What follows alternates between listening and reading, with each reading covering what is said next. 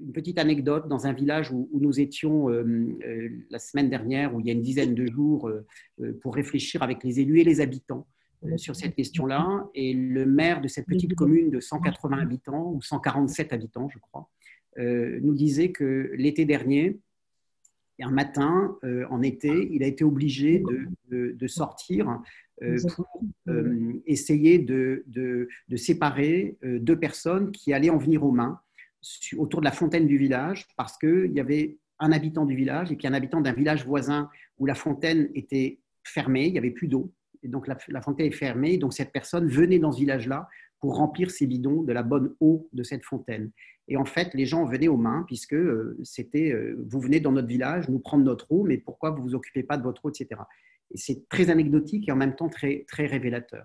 Voilà. Et il me semble que ces questions-là, autour de l'eau, on a toujours l'impression que c'est très loin. Il y a un article dans Le Monde aujourd'hui très, très intéressant, puisque c'est la Journée internationale de l'eau qui fait état du rapport de l'ONU qui vient de sortir, le dernier rapport 2021 sur l'état de l'eau dans le monde, avec des chiffres évidemment extrêmement choquants sur l'accès à l'eau, sur le nombre de millions de personnes qui doivent marcher plus d'une heure par jour pour aller chercher de l'eau, voilà, etc. Donc on est bien sur un sujet qui nous paraît très lointain, mais je pense que vous allez pouvoir témoigner de quels sont les enjeux chez nous et comment on fait les choses. Ici, dans le Grand Est, globalement en France, dans le Grand Est, M. Hérin, peut-être des expériences plus sur les Hauts-de-France, et puis M. Venandé de l'Agence de l'eau, peut-être plus ici. Et puis, je voulais juste, parce que là aussi, c'était un petit échange, je suis architecte urbaniste, et pour moi, et ça, c'est un petit clin d'œil à M. Hérin qui a fait une grande partie de sa carrière à Douai, et dans le Douaisis. Et il y a un très, très beau projet d'urbanisme à Douai, fait par l'agence Sera, donc quelqu'un qui s'appelle David Mangin, ça parlera aux professionnels qui sont autour de la table aujourd'hui, autour de la question de, je pense, pour moi, un sujet un peu le contrat homme-nature, c'est-à-dire habiter autour d'un système de parc où l'eau est très présente. Et vous évoquiez, M. Hérin, tout à l'heure en préalable, que c'était aussi un enjeu social très, très fort dans ce quartier-là. Donc voilà, donc je voulais dire que finalement, quand j'entends parler de Douai, j'ai cette image de ce très, très beau projet auquel vous avez évidemment participé en tête. Voilà, j'ai été évidemment trop long, mais c'est un sujet passionnant. Et la question de l'eau, du sol, de la terre, des ressources, elle me semble absolument fondamentale. Et j'ai hâte de vous entendre. Donc Mathieu, tu as peut-être deux mots à dire de présentation de nos deux intervenants, et puis de Madame E, qui est aussi, je crois, en personne ressource de l'Agence de l'eau également avec nous ce soir. Oui, simplement, donc bonjour à tous. Moi, ce que je voudrais, c'est simplement dire que au CIE, on voit aussi que le sujet devient super important. Toutes les collectivités s'emparent du sujet. Et donc aujourd'hui, c'est des communes qui sont quand même plutôt au stade de débuter, en tout cas qui sont très demandeuses. Ce que je vais faire, c'est rapidement présenter les intervenants et puis après les laisser parler parce que c'est quand même le plus intéressant. Donc, je vais commencer par Jean-Jacques Hérin, donc titulaire d'une maîtrise d'aménagement du territoire. Il a dirigé pendant 35 ans le service de l'eau et de l'assainissement de la communauté commune du Douaisis. Et dans les fins des années 90, le Douaisis a subi, alors vous me reprendrez si je raconte mal l'histoire, mais 5 années de suite, des inondations dans le même quartier. Donc c'est des orages décennaux.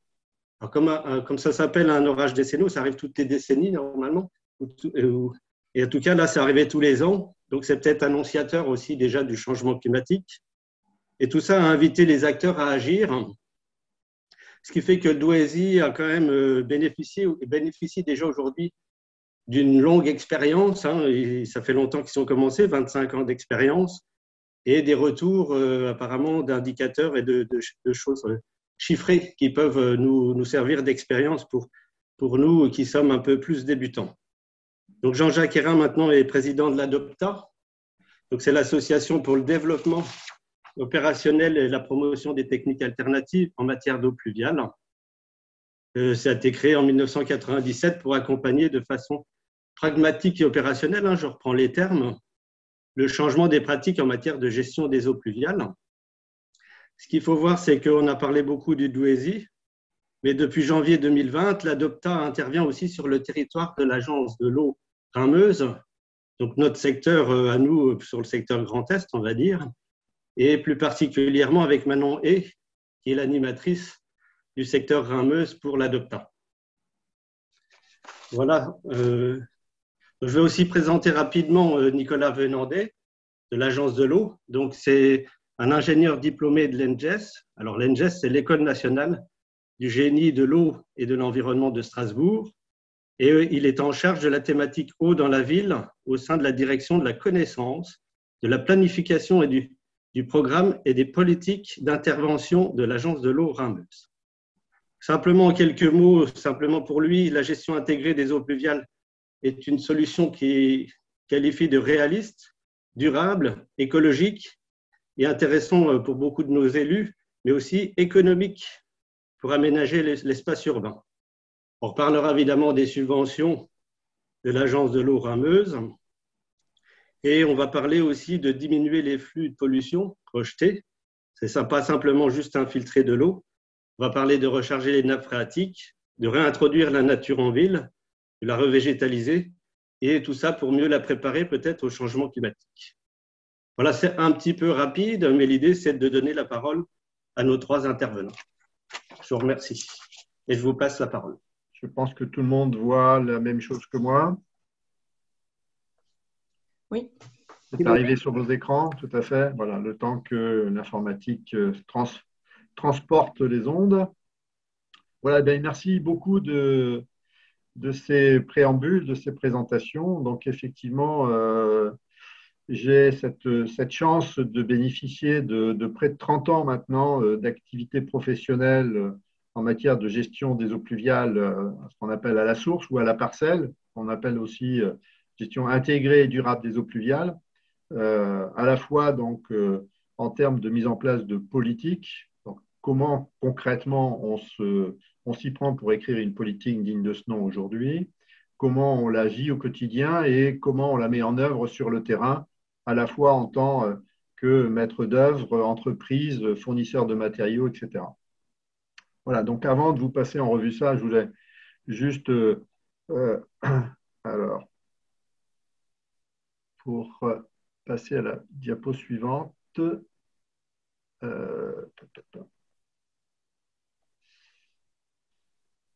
alors, voilà, ça va être là.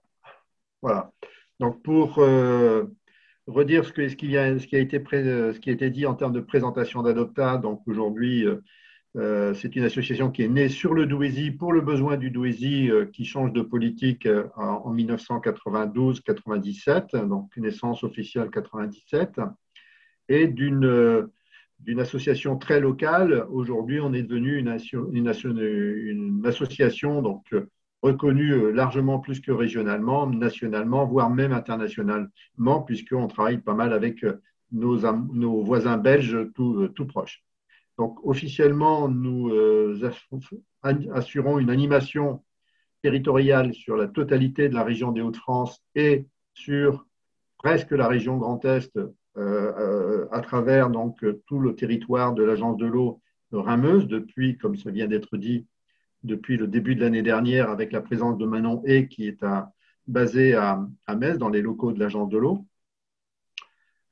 L'association, c'est donc une implantation donc, à Douai, à Compiègne, à Metz aujourd'hui, avec un partenariat sur la région d'Orléans et beaucoup de contacts avec l'ensemble de la France, puisqu'on est aujourd'hui plus de 150 membres, avec, pour vous donner quelques statistiques sans rentrer dans le détail, 25% des membres adhérents qui sont hors région Hauts-de-France.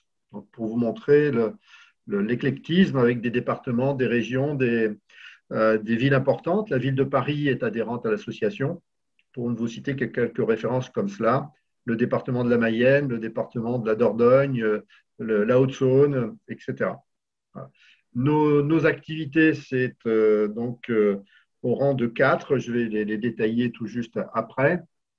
Voilà, nos missions. Donc, une mission de sensibilisation et communication, une mission d'animation et de formation, comme aujourd'hui, de l'aide au changement, je l'ai évoqué, on est à même de pouvoir accompagner des projets techniques, d'accompagner de l'écriture d'une politique pluviale.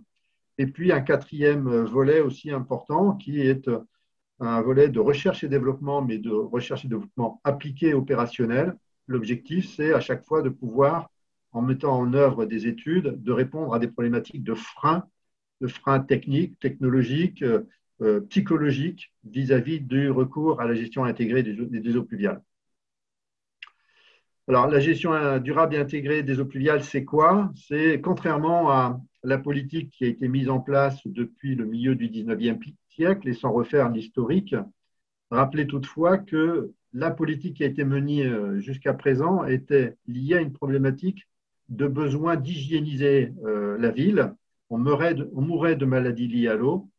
On a donc créé les réseaux. Haussmann, tout le monde connaît Haussmann qui fait les grands boulevards.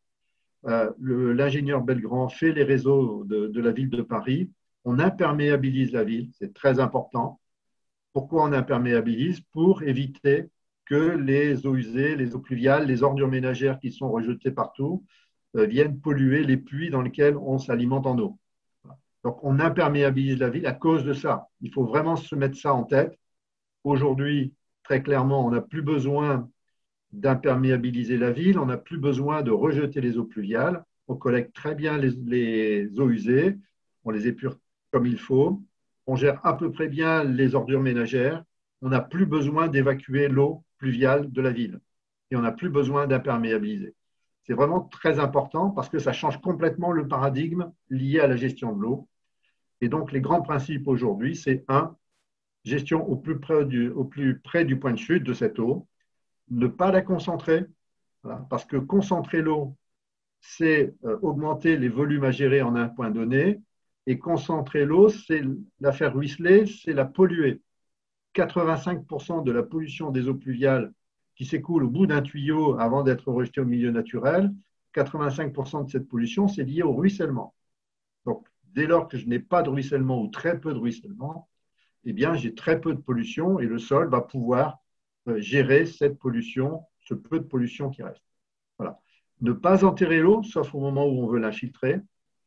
Respecter le grand cycle naturel de l'eau. Avant de construire, avant la ville, il pleuvait sur les terrains. Voilà. Et ces terrains géraient plus ou moins bien l'eau, mais les géraient. Eh bien, ce n'est pas parce que j'urbanise que je crée la pluie. C'est vraiment quelque chose que j'évoque souvent. Alors, on a l'impression qu'on crée un problème parce qu'on urbanise vis-à-vis de l'eau, mais non, il pleuvait bien avant et depuis toujours, heureusement.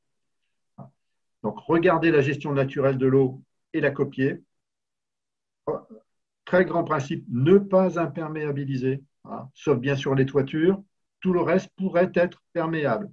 On a suffisamment de gamme de matériaux aujourd'hui, matériaux perméables, poreux, pour minéraliser de l'espace sans l'imperméabiliser. Et dernier très grand principe qui est vraiment fondamental, on ne construit plus d'ouvrages spécialement pour gérer l'eau.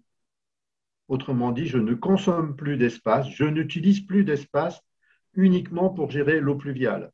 Je vais donner une fonction supplémentaire à la fonction première de l'espace. Voilà. Je prends deux cas de figure un peu pour imaginer ça. Il y a des voiries, on est obligé d'avoir des rues. La route devient une chaussée à structure réservoir. Je végétalise la ville parce que je veux la végétaliser, eh bien l'espace va être utilisé en plus pour gérer les eaux pluviales. Ça devient une noue, un jardin de pluie, un espace inondable, etc. etc. Voilà. Et ça, tout cela va permettre véritablement de générer une bonne gestion des choses et surtout une gestion économique. Voilà. Ces solutions-là, dès lors qu'on les met en œuvre en intégrant bien ça dès le début d'un projet, on génère des économies financières, tant en investissement qu'en fonctionnement. Voilà. L'investissement, c'est une fois, le fonctionnement, c'est tous les ans. Alors, ces grands principes vont être déclinés et mis en œuvre par le biais de ce qu'on appelle une boîte à outils des solutions techniques, lesquelles aujourd'hui, il est devenu coutume de les ranger en 3 catégories et par ordre de priorité, ce qu'on appelle les solutions fondées sur la nature. Je vais les détailler après. En deuxième lieu, les revêtements perméables, parce qu'on ne peut pas végétaliser la totalité de la ville, bien évidemment. Et donc, la deuxième solution sera les revêtements perméables. Et lorsqu'on ne peut pas utiliser les solutions fondées sur la nature, les revêtements perméables, on aura recours à des ouvrages plus enterrés, moins visuels, un peu plus sophistiqués, un peu plus coûteux, mais qui sont aussi un moyen de résoudre, de répondre à la problématique. Voilà. Alors, sans entrer dans le détail des différentes solutions, ce n'est pas l'objet, je vous présenterai quelques exemples juste après. Mais donc, les solutions fondées sur la nature, c'est utiliser la nature pour en même temps gérer l'eau. Et donc, on va avoir des noues d'infiltration, des espaces verts inondables, des jardins de pluie, des bassins paysagers, des mares, des plans d'eau, etc. Les échelles d'eau, un petit dispositif un peu particulier. La végétalisation des toitures, ça c'est vraiment tout à fait important. Les toitures dans une ville représentent en gros un tiers des surfaces. Un tiers des surfaces. Eh bien, en végétalisant ces toitures, on va pouvoir stocker, évapotranspirer, réguler les débits et donc mieux gérer l'eau avec des solutions complémentaires en sortie de toiture. Et la végétalisation des toitures apporte plein de bénéfices, écosystémiques bien sûr, mais aussi, je veux dire, purement techniques, puisqu'on améliore à la fois la pérennité de la toiture en termes d'imperméabilité et aussi un confort thermique supplémentaire dans l'habitation sans climatisation. Les murs végétalisés sont aussi une technique intéressante vis-à-vis notamment des façades qui sont plein sud, qui peuvent être des réservoirs de chaleur très importants et qui permettent de participer à la lutte contre ce qu'on appelle les îlots de chaleur urbains.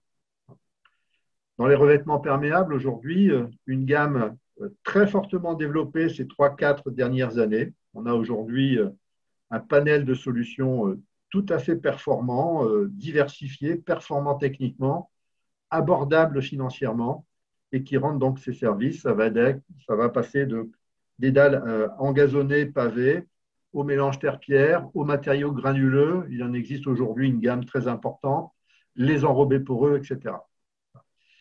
Et dernière catégorie, les ouvrages enterrés. Donc, on va avoir donc des ouvrages plus structurés, structures réservoirs, tranchées d'infiltration, puits d'infiltration, des bassins enterrés en structure alvéolaire ultra légère ou autre. Voilà, donc une gamme vraiment tout à fait étendue et qui permettent de résoudre et de répondre véritablement à tous les enjeux et tous les cas de figure dans lesquels on peut se trouver.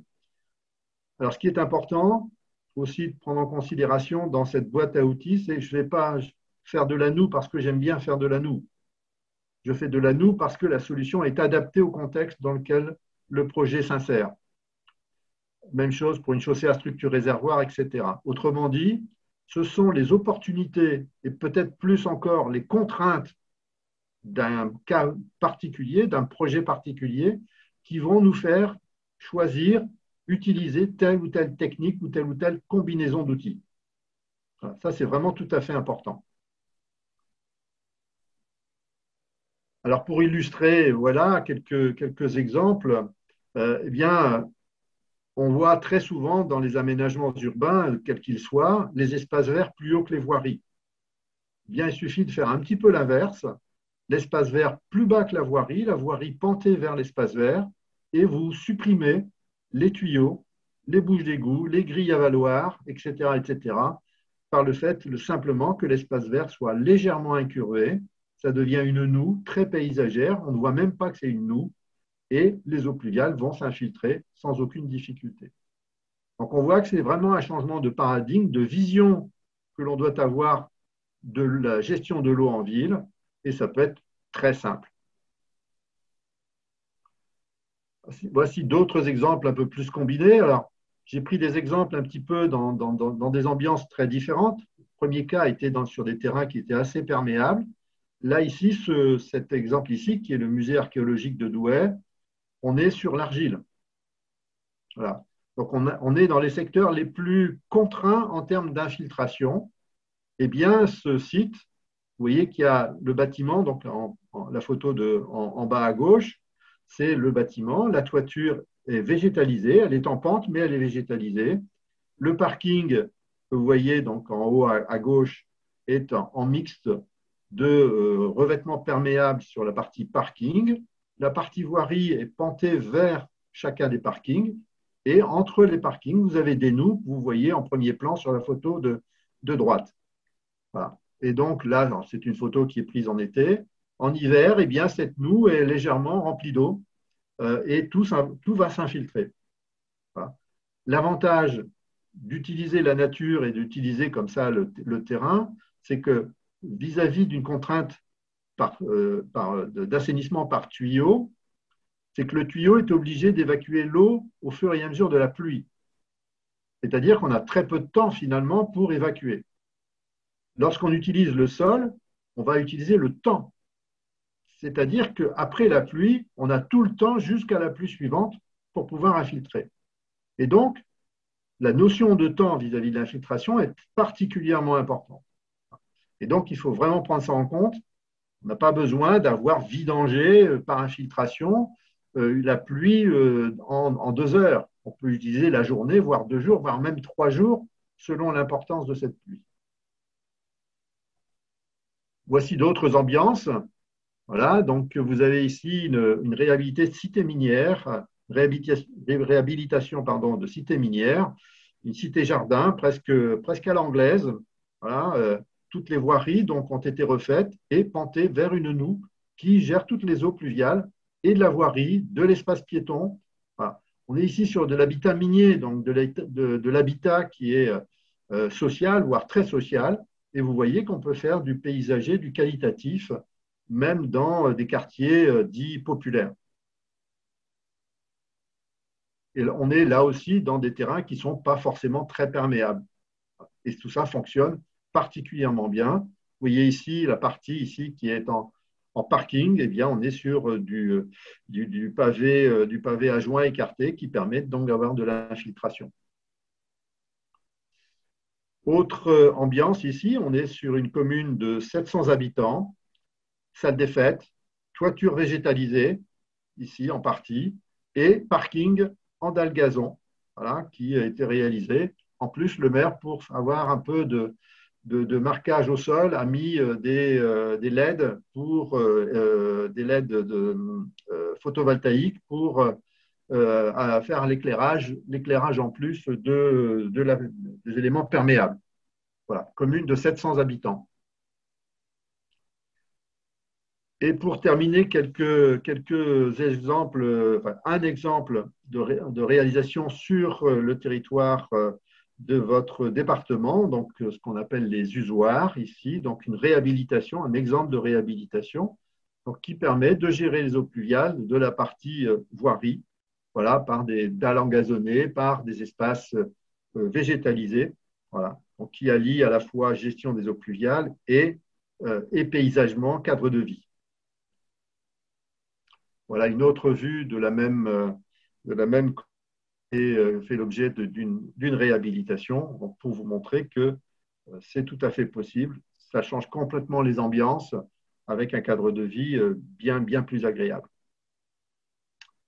Voilà ce que je voulais vous présenter en préambule et comme support de nos discussions à venir après que Nicolas Venandé ait pu présenter la vision de l'agence, je pense, et les aides financières en plus que l'agence de l'eau peut apporter.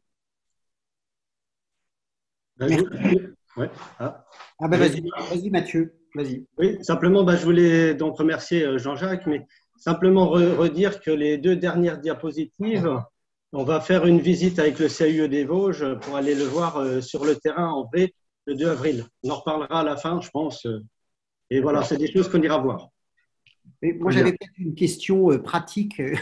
C'est peut-être pas le moment des questions, mais quand même, je vais juste en poser une parce que je l'ai dans la tête.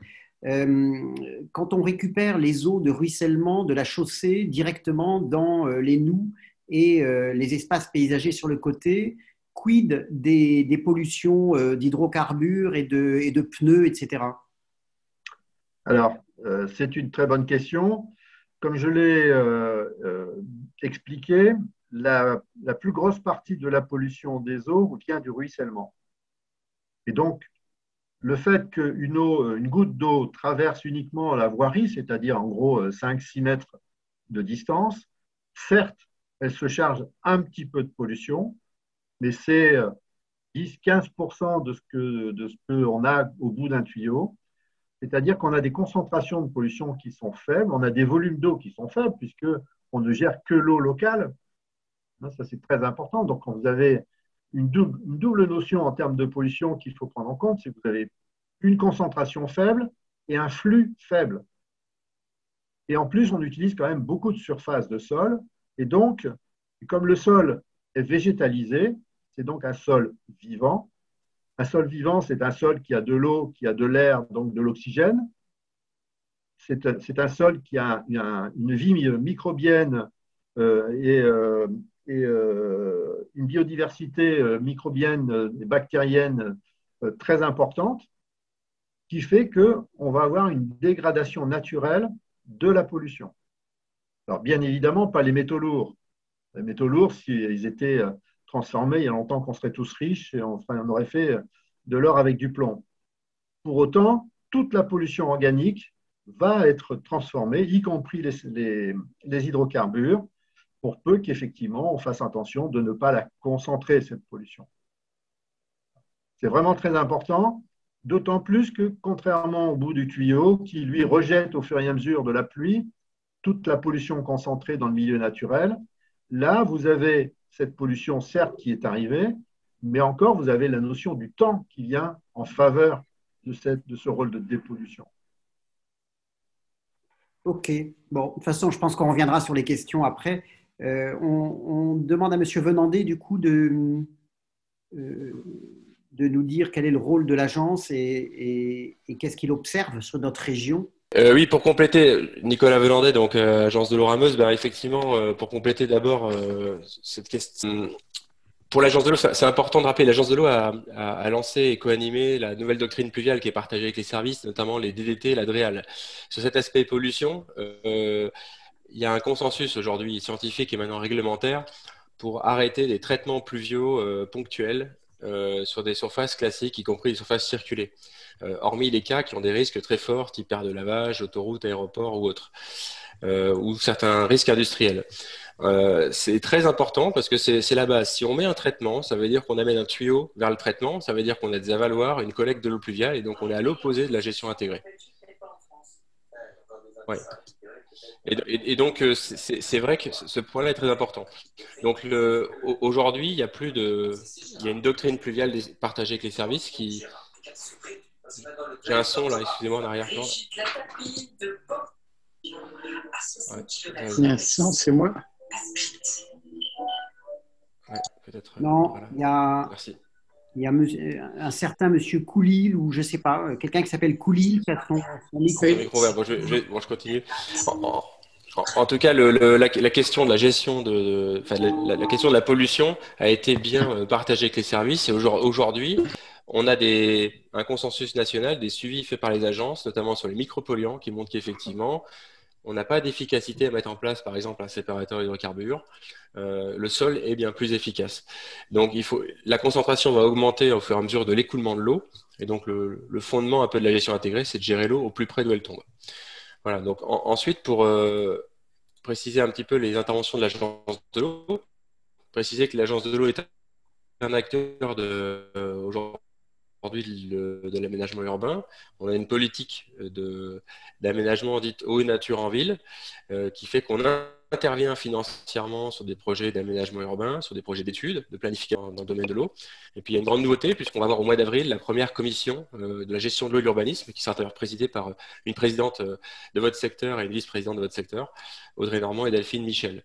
Voilà, avec d'ailleurs une coprésidence externe qui va être confiée à un urbaniste. Donc c'est vraiment une première pour montrer ce virage. C'est une grande première pour l'agence de l'eau puisque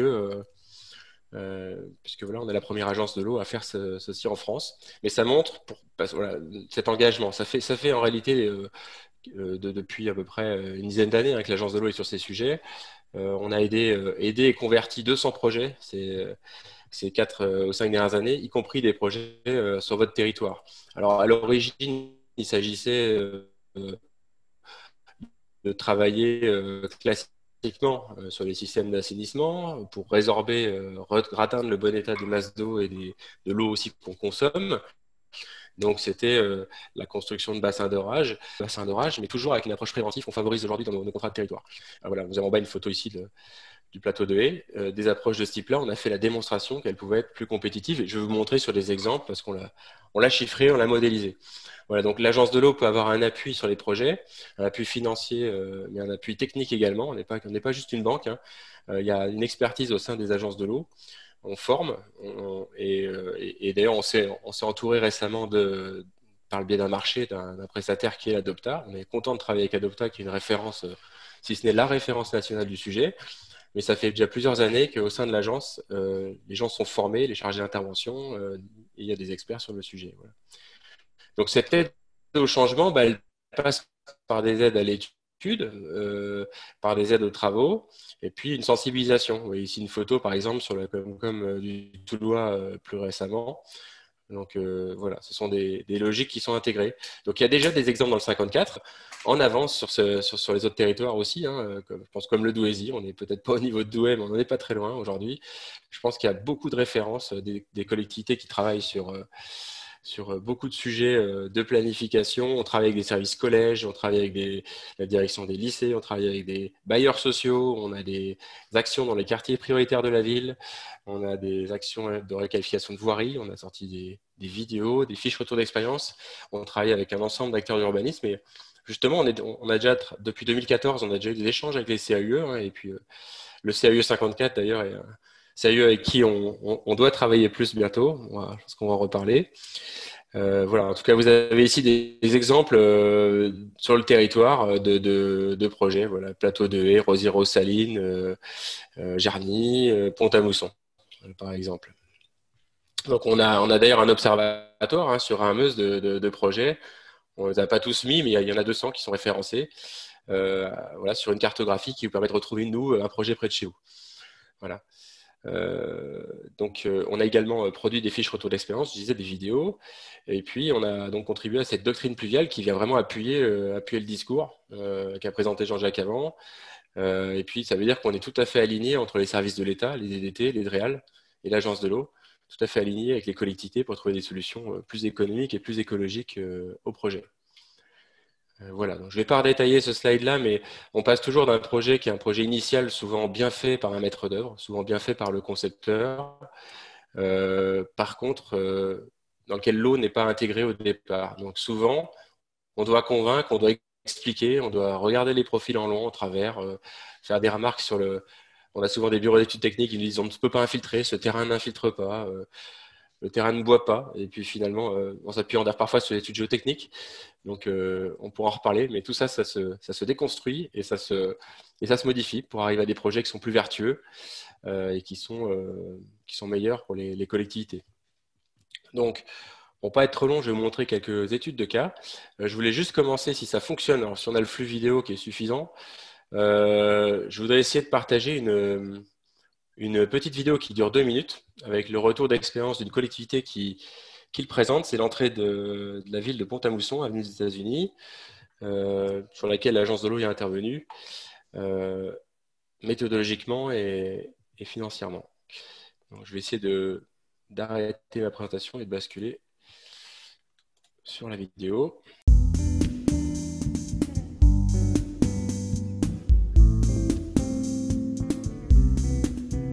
Le projet d'aménagement de l'avenue des États-Unis rentre dans un programme global de rénovation d'entrée de ville. L'objectif était de modifier complètement la philosophie de cette entrée de ville.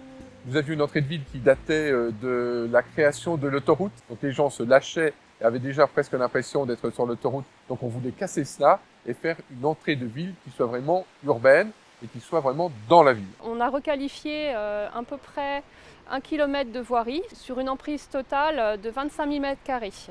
L'objectif, ça a été de réduire la largeur de la chaussée. Il y a des activités économiques, des maisons, des habitations, et puis il y a également du covoiturage. Et puis ce que l'on a voulu, c'était donner un caractère environnemental à cette entrée de ville en mettant de la verdure, dont un peu plus de 7 000 m² de noues végétales. Les techniques alternatives permettent de gérer autrement que par le tout tuyau, les pluies courantes. Mais comme c'est le cas ici, des événements plus exceptionnels comme une pluie centenale. Il existe différents types de techniques alternatives, des fossés végétalisés qu'on appelle des noues, pavés drainants, des structures réservoirs, des bassins, toitures végétalisées. Ici, c'est un système de noues et de pavés drainants connectés qui a été mis en place, avec également un système assez simple pour gérer le flux de l'eau sur la voirie. Donc on joue sur la pente, également sur l'arasement de bordures pour guider l'eau. Il a fallu orienter la chaussée, les trottoirs vers les noues. Ces aménagements ont différentes fonctions. Déraccorder les eaux pluviales du réseau d'assainissement, réduire les flux de pollution au milieu naturel, participer à la végétalisation de la ville. Nous avons également mis en place des passerelles en bois pour à la fois un aspect esthétique et permettre d'assurer une continuité entre les noues. Aujourd'hui, nous avons un projet qui est vraiment qualitatif et qui fait, je pense, l'admiration de beaucoup de personnes qui arrivent de Nancy. L'avenue des États-Unis est un projet innovant pour la ville de Pont-à-Mousson. Le projet de l'avenue des États-Unis, c'est un projet vitrine d'ampleur qu'on souhaiterait voir développer, dupliquer sur d'autres opérations de renouvellement urbain sur le bassin Rameuse. Donc c'était un exemple concret d'une collectivité qui a fait en maîtrise d'œuvre interne une entrée de ville, qui au départ était un projet où il y avait une gestion classique, hein, on renvoyait au réseau, donc ça veut dire que derrière la collectivité payait le fonctionnement de ses pompes, le traitement en station d'épuration, avait éventuellement des débordements de déversoirs d'orage qui pouvaient la mettre en non-conformité, et puis elle a choisi avec un accompagnement méthodologique de l'agence, l'appui d'un AMO privé spécialisé, de revoir son projet. Et finalement, c'est une pluie centenale qui est gérée sur un terrain qui est dit peu infiltrant. Donc voilà, c'est une protection complète pour des événements faibles comme forts. Un autre exemple ici, c'est sur la commune de Vincennes dans les Vosges. C'est un projet pilote qu'on a beaucoup accompagné également au départ, puisque la collectivité était ciblée dans le cadre d'un contentieux. Elle devait construire un bassin d'orage dans les champs près de sa station d'épuration pour gérer les excédents d'eau de pluie dans le réseau. Et donc, le projet a consisté ici donc, avec la DDT 88, à construire un plan d'action différent qui, au lieu de dire « je construis un bassin d'orage qui coûte 1 500 000 euros, je vais regarder s'il n'y a pas d'autre solution. » Et donc, il y a eu à la fois une étude et en parallèle, surtout, une étude du potentiel de déraccordement. Ça, ce sont des choses que l'agence de l'eau aide, qui permettent en fait d'étudier le potentiel, la facilité ou la difficulté de déconnecter. Donc, rue par rue, secteur par secteur, on regarde ce qui peut être fait. Ça a permis de discuter avec le conseil municipal, de chercher d'autres solutions et surtout de les chiffrer, de les comparer, de les modéliser. Et on s'est aperçu qu'on pouvait faire 40% d'économie, rien qu'en investissement, entre une solution où on construisait un grand bassin et on ne faisait rien dans la ville, et une solution où on allait revégétaliser la ville, réaménager des noues, des espaces verts, du cadre de vie, refaire des parkings drainants, etc. dans la ville. Donc c'est un projet qui va être très rentable, puisque sur l'investissement et sur le fonctionnement, c'est plus économique. Voilà, donc ce type d'étude du potentiel de déconnexion, c'est quelque chose qu'on met beaucoup en avant à l'agence de l'eau. Aujourd'hui, quand on aide des bassins d'orage, quand on aide des renforcements de canalisation, on impose ce type d'études pour qu'il y ait un lien à nouveau entre les services assainissement et les services urbanisme. C'est par l'aménagement urbain qu'on peut régler ces problèmes d'impact, c'est par le renouvellement urbain. Quand c'est intégré au renouvellement urbain, ce sont des choses qui ne coûtent pas d'argent, qui sont gratuites. Quand on vise un déraccordement ciblé, il y a des surcoûts. Mais ces surcoûts sont toujours inférieurs à la solution traditionnelle qui est le séparatif ou la gestion dans un réseau et l'envoi, le mélange avec de l'eau usée et l'envoi en station d'épuration. Donc, on a beaucoup de retours d'expérience de petites ou grandes opérations avec des éléments de coût. Hein. On est déjà intervenu sur le sujet plusieurs fois. On a par exemple l'exemple de Beach qui a refait la Comcom qui a refait son centre administratif, parking de 110 places, où ils avaient un projet initialement avec donc un bassin de rétention central avec des canalisations, des têtes de débouchés, des bordures, etc.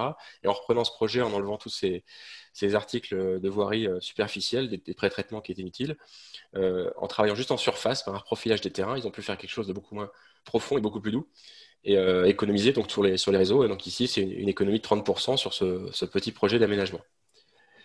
Un autre exemple ici à Nancy, c'est l'aménagement de l'ancien hôpital Maringer, avec donc Batigère, hein, qui était l'aménageur, et l'action de la CMC Lorem, avec 700 logements sociaux qui sont aménagés.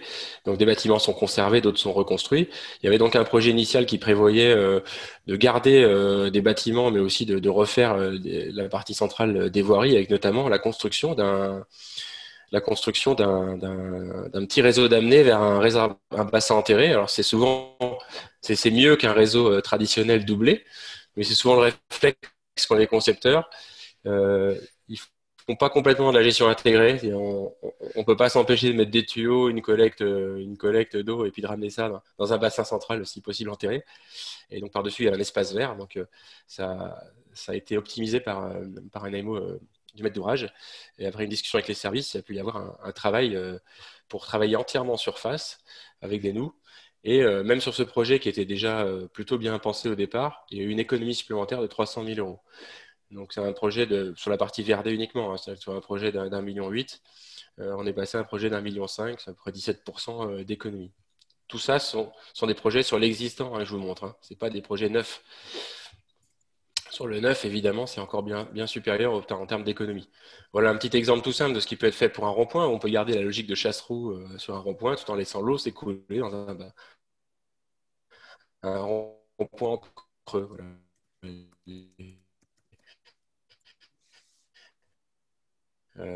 Ça, c'est un exemple dans Strasbourg. On peut également, quand on crée des pistes cyclables, utiliser des voies de circulation piétonne qui peuvent collecter. Voici un autre exemple donc dans le quartier des Provinces, hein, à Lexou,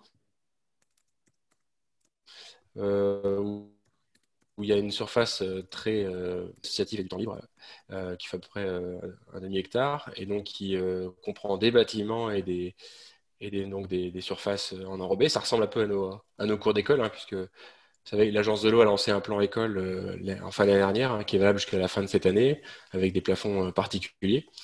On a mis beaucoup de ressources techniques et financières sur ces choses-là sur notre site, d'ailleurs. En tout cas, c'est à peu près la même disposition ici. La collectivité voulait désimperméabiliser, créer des îlots de fraîcheur, et puis redonner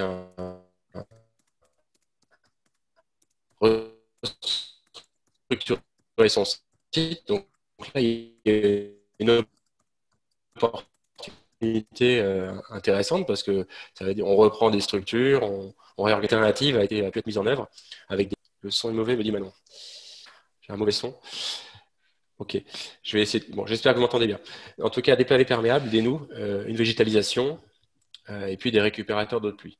Voilà, tout ça est comme souvent mis en cascade, et donc c'est un chantier qui se termine à l'heure actuelle avec ce type d'aménagement. Donc là, ici également, c'est des surfaces qui sont entièrement sorties du réseau. Oui, ce sont des surfaces qui sont entièrement sorties du réseau et qui sont gérées à la source. Voilà un exemple ici. J'ai pris un groupe scolaire à Strasbourg, j'aurais pu le faire sur Nancy, par exemple, aussi, hein. Il y a des exemples sur tout le bassin Rameuse. Voilà l'exemple typique d'un groupe scolaire avec de grandes surfaces en enrobé, et puis des projets simples de bon sens de désimperméabilisation, où on utilise le sens naturel de la pente pour aller recréer des bancs d'espace vert et infiltrer l'eau. On va créer des îlots de chaleur, et puis on a tous les programmes d'école dehors ou d'espaces partagés qui peuvent être déployés. Je vous montre également un exemple d'un secteur très contraint. C'est un projet qu'ont les services de Nancy, donc on se permet de vous le montrer. On en a beaucoup discuté avec les services de la ville de Nancy, de l'agglomération. Voilà, la rue Jeanne d'Arc, pour ceux qui connaissent, qui est une rue très contrainte. Alors là, oui, il y a des caves, il y a pas de place, il y a de la circulation, c'est tout imperméabilisé. Et pourtant, voilà, les services ont construit un projet qui prévoit de désimperméabiliser complètement et d'infiltrer toutes les eaux de cette rue. Voilà, donc comme quoi c'est possible dans tous les espaces, y compris ceux-ci. Voilà, donc un travail sur les profils en travers, sur les structures. Un autre exemple pour les activités économiques, ici on a fait également une vidéo, hein, la ZAC Melbourg à Yutz, c'est 20 000 m² de parking, voilà, où l'aménageur a choisi de mettre des nous entre les parkings. En plus, c'est un parking qui a 6% de pente, qui est sur un terrain dit peu perméable, argileux, une fois de plus, hein, où si on suit la conception traditionnelle des maîtres d'œuvre, on vous dira qu'on ne peut pas infiltrer. Mais voilà, aujourd'hui, l'ensemble du parking est créé sur une structure réservoir, c'est-à-dire que la structure de voirie, la couche de base, est construite en matériaux ouverts. Et donc, on stocke l'eau dans le parking. Elle rentre d'abord dans les noues, où elle est filtrée, et ensuite, elle alimente ces structures réservoirs de parking. Voilà. J'aurais pu vous montrer également la petite vidéo qu'on a fait sur Artem, hein, d'ailleurs avec Alio au paysage, et puis l'agglomération de Nancy, avec également l'architecte bâtiment. Donc c'est l'école l'école des arts à Nancy a une toiture végétalisée, le campus est végétalisé. C'est toute l'ancienne friche militaire qui a été conçue sans réseau pluviaux.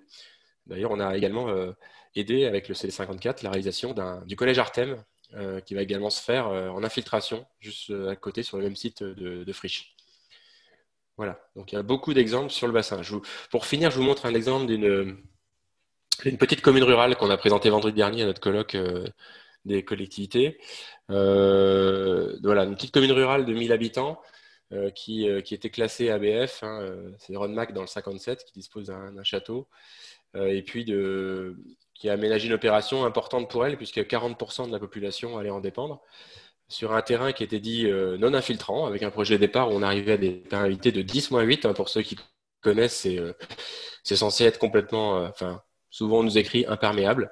C'était un champ qui s'écoulait vers les zones habitées en dessous et les inondait. On était en plus en périmètre de captage éloigné. Et malgré ça, la collectivité a conçu un projet. C'était il y a 10 ans que ça s'est lancé, avec un bon accompagnement qui lui a permis de faire un projet sans réseau pluvial. Il n'y a pas un tuyau et avec une gestion à la parcelle en plus. Voilà. Donc ça prend différentes formes. Hein, vous voyez, c'est des bordures qui laissent s'écouler l'eau. C'est une autre solution pour gérer le parking. Il y a une pente qui est importante, mais il y a une gestion en étage des noues. On va utiliser des pierres et puis des murets pour arrêter un petit peu l'eau et créer des flaques pour que l'eau s'infiltre.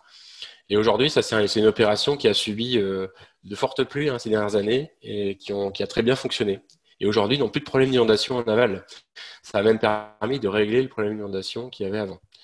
Voilà, donc c'est pour bien expliquer qu'on peut tout à fait construire, urbaniser et même densifier comme on le fait dans les grandes villes, tout en restant perméable. Voilà. Donc je redis, hein, quand vous déposez des dossiers au titre de la loi sur l'eau, les services, notamment la DDT 54, police de l'eau et même maintenant service aménagement, qui collaborent beaucoup sur ces projets-là, sont complètement alignés sur ces stratégies. Voilà. Alors, peut-être qu'on peut arrêter ici, peut-être prendre des questions, et puis si on a le temps, on pourra reparler peut-être de la partie accompagnement. Je pense que si ça vous va, cette façon de fonctionner. On a déjà eu 2 présentations techniques. Oui, ça nous va bien. J'ai noté des questions au fur et à mesure des interventions. Je peux m'en faire le porte-voix si vous voulez. Alors la première, c'était comment dimensionne-t-on une noue? Il y en a 4, hein, donc je propose de les dire toutes les 4 et puis après vous dispatcherez les réponses. Donc comment dimensionne-t-on une noue? Quel est l'entretien des dalles gazon utilisées pour le stationnement? Qu'en est-il de l'entretien? Alors ça, c'est une question qui a été posée quand on a vu le parking de Beach. Voilà. Et puis, comment entretient-on une structure réservoir sous chaussée? Voilà, donc beaucoup de questions au niveau de l'entretien de ces aménagements. Et puis, une petite dernière, c'est est-ce que M. Hérin accepte qu'on transmette son PowerPoint aux participants? Voilà. Je vais déjà répondre à la dernière qui est la plus facile. C'est oui, bien sûr, sans difficulté. Merci à vous. Et j'invite d'ailleurs chacun à consulter notre site internet sur lequel vous trouverez pas mal de fiches techniques, de fiches de cas, de retours d'expérience, etc. Des vidéos aussi à l'intention des particuliers. On n'évoque pas souvent le particulier qui, de plus en plus, doit être aujourd'hui à même de gérer sur sa propre parcelle les eaux pluviales lors de la construction de sa propre habitation. Voilà, donc des vidéos, il y a 9 vidéos qui présentent les différentes solutions qui s'offrent à lui et de lui montrer qu'il n'y a pas qu'une solution et à lui de choisir en fonction un petit peu du paysagement de sa parcelle qu'il veut obtenir. Et donc, il a à sa disposition ces différentes solutions. Après, on ne rentre pas dans le détail technique. Hein. L'objectif, c'est uniquement de montrer le champ des possibles. Après, on peut regarder la partie technique plus précisément, mais c'est au moins d'avoir l'information qu'il y a plusieurs solutions. Alors, sur l'entretien, bien, la première des choses que je voudrais dire, quelle que soit la technique utilisée, c'est que l'entretien, en fait, sur la base du principe que j'ai évoqué, c'est pas d'ouvrage spécifiquement pour gérer les eaux pluviales, c'est-à-dire que ça va donc être une gestion qui va être liée à la fonction première de l'espace. Voilà, c'est une voirie, c'est un espace vert, ben, la voirie s'entretient comme une voirie et l'espace vert comme un espace vert. Le fait que ce soit une noue ne doit pas changer la gestion en tant que telle. Voilà. La seule précaution qu'il faut bien sûr prendre en compte, c'est que la végétalisation doit être adaptée à la présence temporaire de l'eau, pas permanente, temporaire de l'eau. C'est-à-dire qu'il ne faut pas mettre des plantes des plantes aquatiques qui vont forcément souffrir de moments de sécheresse. Et en revanche, de mettre des espèces calcicoles qui finalement vont être noyées une journée ou deux toutes les semaines ou tous les 15 jours. Voilà, donc c'est vraiment cet aspect-là. Et dans la végétalisation aussi, ce qui est important à prendre en compte, et de plus en plus, c'est qu'il faut aussi une végétation qui tienne compte de l'adaptation au changement climatique nécessaire. Voilà. On a un changement de régime de pluie, ça c'est clair. Tout le monde aujourd'hui s'accorde pour dire que quand il pleut plus abondamment, de façon beaucoup plus intense, et des pluies peut-être plus rapprochées. Et puis quand il fait sec la longtemps. Voilà. On constate, juste en aparté, janvier ici sur la région de Douai, janvier est tombé 130 mm, c'est-à-dire 2 fois la moyenne mensuelle. Et le mois de février, c'est 40 mm, c'est-à-dire les 2/3 d'un mois normal. Donc, on voit les écarts, etc. Et donc, forcément, eh bien, le fonctionnement d'une noue, il a changé complètement entre janvier et février. Et en juillet-août, c'est encore pire. Voilà. Et donc, il faut forcément de faire attention à une végétalisation adaptée. Et ça, eh bien, bon, en tant que conseil d'architecture et d'environnement, vous maîtrisez, je pense, assez bien la problématique végétation. Et si il y avait besoin aussi de précision supplémentaire, il y a les conservatoires botaniques qui peuvent tout à fait aider, en plus, à prendre en compte une végétation locale, à la fois locale, mais aussi génétiquement locale. Ce qui est vraiment tout important, puisque du coup, certainement plus adapté à la problématique climat locale. Voilà. Donc, en fait, ce qui généralement complique l'entretien des noues, eh bien, c'est que la conception de la noue n'a pas été bonne. Une noue doit avoir des pentes très faibles. Voilà. Une noue qui est uniquement végétalisée et qui a une pente quasiment comme un fossé, forcément, on aura du mal à l'entretenir, donc on ne va pas l'entretenir. Donc, il faut vraiment des choses très planes. Voilà, il ne faut pas beaucoup comme on gère très localement l'eau, on a peu de volume au mètre linéaire à gérer. Et donc, c'est vraiment ça qu'il faut prendre en compte. Alors après, quand on a des espaces très contraints en milieu urbain dense, là, les choses peuvent changer. Mais dans ce cas-là, on aura affaire à d'autres types d'aménagement de noues, avec des noues plus structurées, avec des gabions, avec plein de choses Voilà. Mais dans ce cas-là, on va avoir de l'aménagement paysager urbain plus compliqué, plus complexe, mais en rapport avec une densité. Une chaussée à structure réservoir, en tant que telle, ça ne s'entretient pas. Voilà. Alors, sans rentrer dans le détail de la conception technique, une chaussée à structure réservoir se réalise de 2 façons différentes, soit avec des enrobés qui sont étanches, traditionnels, ou des enrobés poreux. Si on a des enrobés poreux, l'infiltration se fait directement, il n'y a pas d'entretien direct, puisqu'il n'y a pas d'entrée de pollution dans la structure elle-même. La pollution éventuelle va être arrêtée par les enrobés pour eux-mêmes. Lorsqu'on est sur une chaussée traditionnelle, en termes d'enrobés, la structure en sous-face des enrobés va être alimentée de 2 façons. Nicolas vous en a montré une tout à l'heure avec des noues adjacentes qui, en termes de trop-plein, viennent alimenter la structure. Et si on ne peut pas mettre de noues parce qu'on n'a pas d'espace ou parce qu'on ne veut pas, dans ce cas-là, on a recours à ce qu'on appelle des bouches d'injection, c'est-à-dire c'est plus des bouches d'égout, que ce n'est plus raccordé à un égout, mais c'est une bouche qui permet d'injecter l'eau dans le corps de la chaussée. Et cette bouche d'injection est munie de 2 systèmes de pré-traitement, une partie décantation et une partie filtration. Voilà. Et une bouche d'injection s'entretient comme une bouche d'égout, de la même façon, avec le même matériel, sauf qu'on sait qu'il y a un filtre en plus. Donc, il faut répertorier ces particularités-là et l'indiquer au personnel d'entretien. Ça s'entretient avec un hydrocureur classique, matériel habituel d'un service d'assainissement. Et la seule chose qui change, c'est que l'on demande une fréquence un peu plus élevée. Une bouche d'égout en moyenne s'entretient 1 fois par an. Eh bien, la bouche d'injection, c'est 2 fois par an. Voilà, donc vraiment peu de différence. La seule chose éventuellement, c'est s'il y a des ouvrages hydrauliques particuliers, des ajutages, des surverses ou des choses comme ça, dès lors qu'il y a un ouvrage de type hydraulique, il faut que ces ouvrages-là soient pris en charge par un service qui sait faire les choses, c'est-à-dire un service assainissement.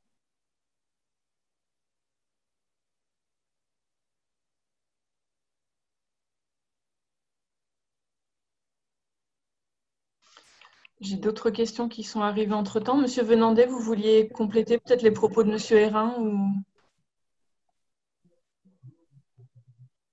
ou pas? Non. Alors, écoutez, je vais… J'ai répondu un petit peu certaines au fil de l'eau sur la question des… Ouais, vous m'entendez? Oui. Oui, j'ai répondu dans le fil. Sur la question des pollutions en particulier, la question assez… assez courante. Je précise en passant voilà, encore une fois, on a beaucoup de suivi qui montre que la pollution qui tombe, la pluie est polluée, l'eau se charge quand elle ruisselle sur une toiture, elle se charge au sol, elle se charge le long d'un caniveau un peu plus, elle se charge encore plus dans un tuyau. Donc en sortie de tuyau pluvial, où en général il n'y a pas de traitement et c'est un jet direct en infiltration dans un bassin enherbé, dans un fossé ou dans un cours d'eau, encore pire, il n'y a pas de traitement aujourd'hui. Voilà. Quand il y a un traitement, encore une fois, souvent on propose un séparateur de carbure.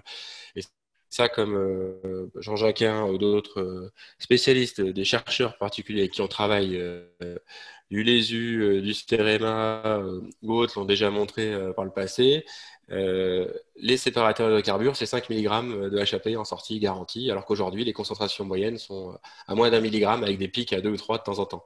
Donc, il n'y a pas une efficacité utile des séparateurs de carbure pour des pollutions chroniques. Et en cas de pollution accidentelle, ils n'ont pas un volume capable de piéger un camion qui se renverserait. Donc, aujourd'hui, on a fait la démonstration que ce n'était pas une bonne solution. Ça fait longtemps même que c'est dit. Ça a été bien mis en évidence dans la doctrine pluviale. Il faut les réserver à des cas particuliers, encore une fois, comme j'ai dit en début de réunion, aire de lavage, risque industriel spécifique, etc. Et dimensionner en conséquence et surtout entretenu en conséquence. Voilà, donc c'est des ouvrages. Voilà, le sol reste un très bon traitement et un très bon filtre, surtout un sol vivant, un sol naturel. Et la meilleure solution, c'est de traiter l'eau au plus près d'où elle tombe.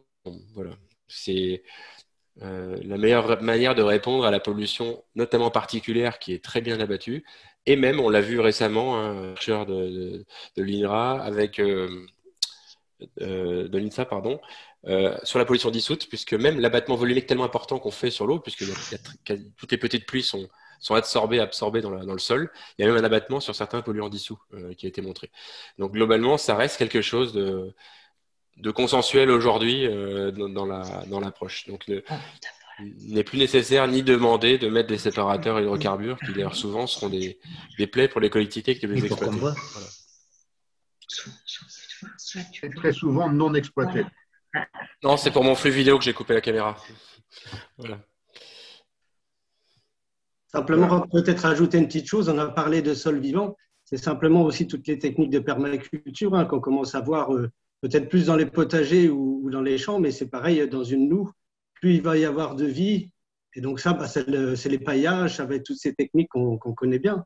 Et plus il va y avoir de vie, plus il y aura d'infiltration parce qu'il y aura des galeries de vers de terre, plus il y aura de dépollution parce qu'il y aura des bactéries et tous ces micro-organismes. Donc la permaculture est intéressante aussi dans les noues. Tout à fait. Il faut prendre en considération qu'à partir du moment où un sol est vivant, vous avez une biomasse dans le sol qui est supérieure à la biomasse du sol. À l'échelle mondiale, il y a plus de biomasse dans le sol qu'au-dessus du sol. Baleines, éléphants et humanité comprise. Voilà. C'est vraiment pour dire que le sol est un milieu extrêmement vivant, pour le peu qu'on le respecte. Et on le respecte bien quand on lui met un peu d'eau, certes un petit peu de polluants, mais pas trop. Voilà. Et de l'oxygène. Donc un sol vivant, encore une fois, c'est vraiment un épurateur tout à fait efficace. Je ne sais pas s'il y avait d'autres questions qui traînaient dans le chat qu'on n'a pas Il y a d'autres questions. abordées. Ouais. Il y en avait une sur la Monsieur Benandé, il y en a dimension. une pour vous sur la doctrine Grand Est. A-t-elle un caractère obligatoire ou incitatif? C'est Madame Marme qui pose cette question. Je ne sais pas ce qu'elle entend par doctrine, si Madame Marme veut préciser sa pensée ou si c'est voilà, les orientations. La force du réglementaire, c'est ça, par rapport à Oui, l'opposabilité.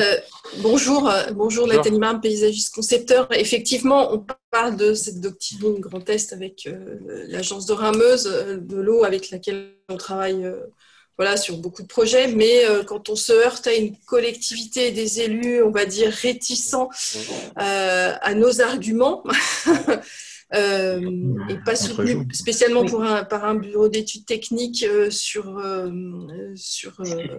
les techniques que vous venez de décrire. Est-ce qu'on a voilà, la réglementation qui peut nous appuyer en dernier recours, je sais pas. Oui. Alors, oui. Vous pouvez parler, il faut que je clique quelque part ou je peux pas dans la liste. Alors, donc, on a la doctrine pluviale. Aujourd'hui, c'est la traduction, de la séquence éviter, réduire, compenser à l'échelle des eaux pluviales. Donc, quand vous déposez un dossier loi sur l'eau, déclaration autorisation, portée à connaissance en service police de l'eau, ils vont vous demander d'appliquer ces principes-là. Et donc, effectivement, si vous ne respectez pas les principes de la doctrine, vous n'aurez pas d'autorisation de réaliser l'opération. Si vous avez beaucoup d'opérations, je pense, qui sont en dessous de ces seuils-là, donc qui échappent, entre guillemets. Et là, c'est le règlement de la collectivité qui sera le seul moyen, finalement, d'aller dans votre sens et de vous peut-être d'appuyer sur ce terrain-là. On ne peut pas l'imposer en dehors de ça. D'accord. Okay. Voilà. Merci. Après, pour compléter les propos de Nicolas, effectivement, bon, je vais tout à fait dans son sens. L'argumentaire qui fonctionne quand même aujourd'hui le mieux auprès des élus ou des bureaux quand le bureau d'études n'est pas porteur, puisque malheureusement ça arrive encore assez fréquemment, l'argumentaire principal, c'est les économies financières, pardon. C'est vraiment un point qui est très important. Aujourd'hui, on démontre très facilement que toutes ces techniques génèrent, Nicolas l'a évoqué, 10, 15, 20, 25% d'économies sur l'ensemble des dépenses voirie réseau divers. J'insiste, voirie réseau divers. Voilà. C'est extrêmement courant. Alors, plein de projets où on peut vous le démontrer, où le comparatif a été fait sur les différentes solutions et on a des économies qui sont effectivement entre 15 à 20%. Ça, c'est le premier point. Le deuxième point en termes d'argumentaire, c'est, alors je sais que pour des petites communes, c'est un peu plus difficile à faire passer, quoique, c'est l'adaptation au changement climatique, l'attente de la population, voilà, la lutte contre les îlots de chaleur urbains, même dans un village de 500 habitants, vous avez au moins 2 degrés de plus sur la place du village par rapport à l'extérieur du village. Voilà. Et bien, quand il fait 35 degrés, il vaut mieux 33. La nuit, quand vous arrivez à descendre vers les 20 degrés, voire en dessous de 20 degrés, vous n'êtes plus en îlot de chaleur urbain. Voilà. C'est vraiment des arguments aujourd'hui qui prennent de plus en plus d'ampleur et que, je crois, beaucoup d'élus maintenant entendent et savent relayer, soit ils en sont le relais directement, soit ils sont enclins à devoir les écouter de la part de leur population. Moi, j'ai répondu vraiment sur l'aspect réglementaire. Vous me posez la question, hein. Sachant qu'il y a un nouveau SDAGE qui entre en vigueur à partir de 2022. Et dans ce SDAGE, on a renforcé tout ça. C'est-à-dire qu'il faudra que les projets soient compatibles avec le SDAGE. Donc, effectivement, tous les dossiers qui passeront en loi sur l'eau, ça a été vraiment mis de manière forte, devront gérer les pluies courantes, c'est-à-dire infiltrer au moins les petites pluies. Ce sont celles qui concentrent 80% des ruissellements de l'année et en volume, et avoir cette approche gestion à la source. Donc, c'est quelque chose qui va être de plus en plus logique. Ça veut dire que les schémas directeurs, ça veut dire que les SCOT vont intégrer ces démarches-là. Ça veut dire que donc, ça va arriver dans les PLU. Ça veut dire que les zonages pluviaux, qui sont aussi une obligation du CGCT depuis longtemps, et qui c'est souvent quelque chose fait de manière un peu légère, parce que souvent, comme en assainissement à l'époque, on avait des choses minimales sur le zonage pluvial. De plus en plus, les zonages pluviaux vont devoir intégrer ces démarches-là.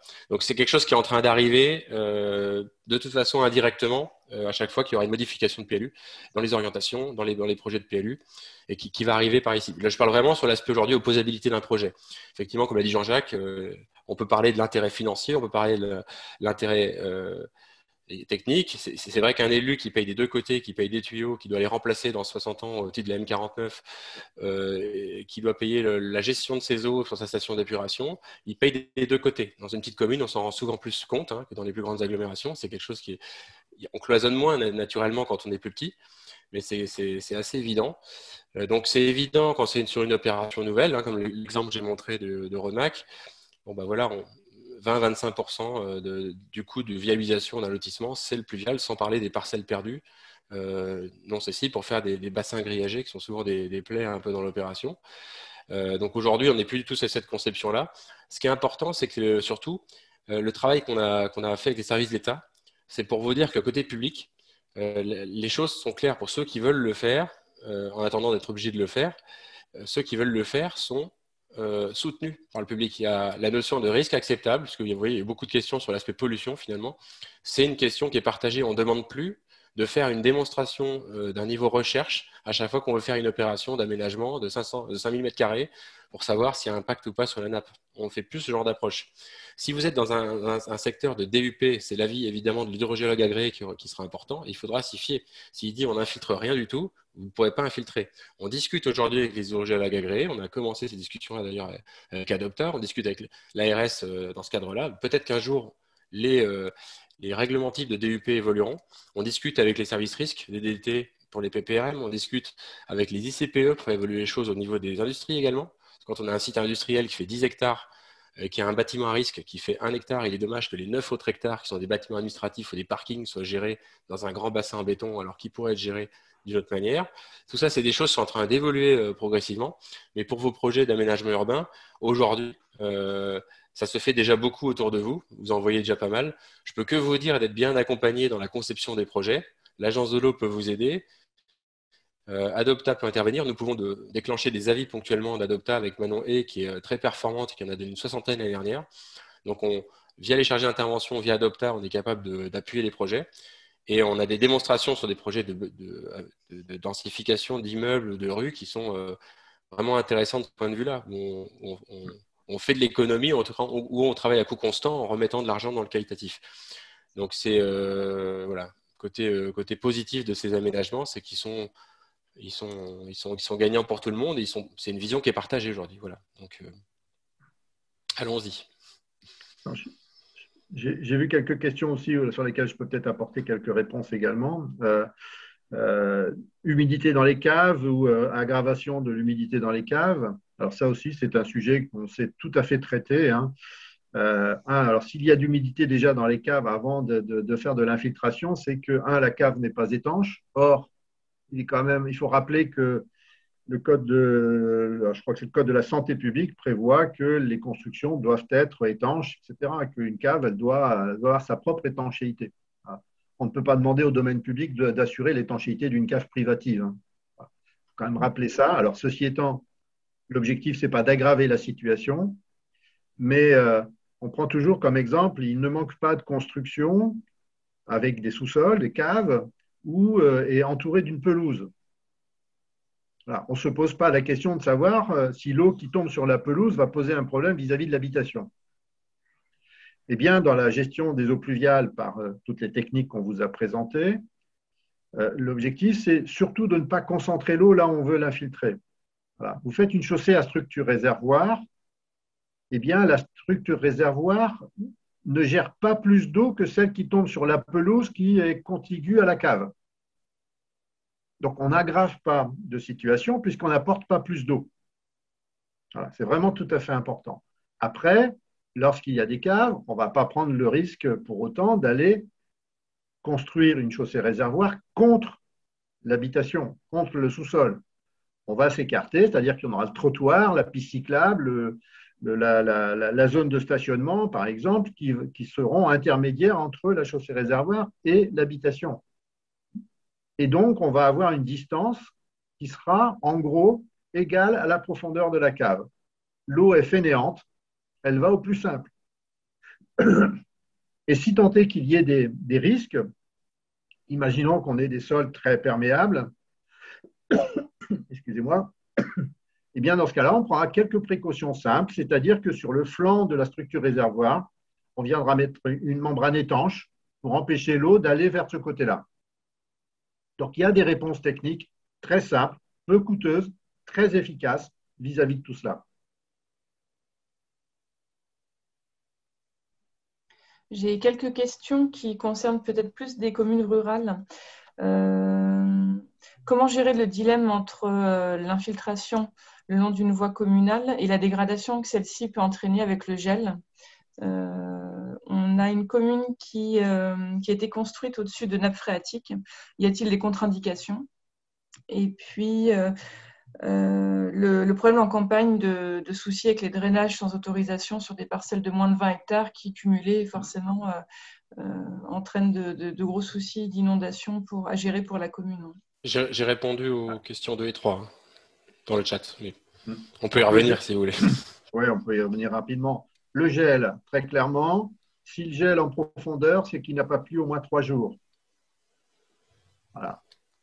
Pour que le gel descende à 80 cm de profondeur, il faut qu'il ait gelé à moins 15 pendant au moins 5 jours. Voilà, sinon 8 jours. Ça veut dire qu'il a fait donc sec. Il n'a pas plu. Et donc, toutes les structures sont déjà vidangées. Le principe de base de la gestion du pluvial, c'est que, quelle que soit la pluie de référence que l'on prenne en compte, on aura une vidange pour les pluies courantes une journée. Pour les pluies les plus importantes, l'orage centenal par exemple, on pourra se donner 3, 4, 5 jours. Mais encore une fois, donc les structures auront été vidangées. Donc on n'a pas de problème de gel et on a d'autant moins de problèmes de gel que ce sont des structures qui sont adaptées à la présence de l'eau. Et donc qui ne se déstructurent pas à la présence de l'eau et à la présence du gel. C'est la même problématique que si vous mettez une bouteille d'eau en verre au congélateur, pas trop pleine et sans bouchon, le gel peut s'expanser et la bouteille de verre ne casse pas. Si elle est pleine, bouchée, elle casse.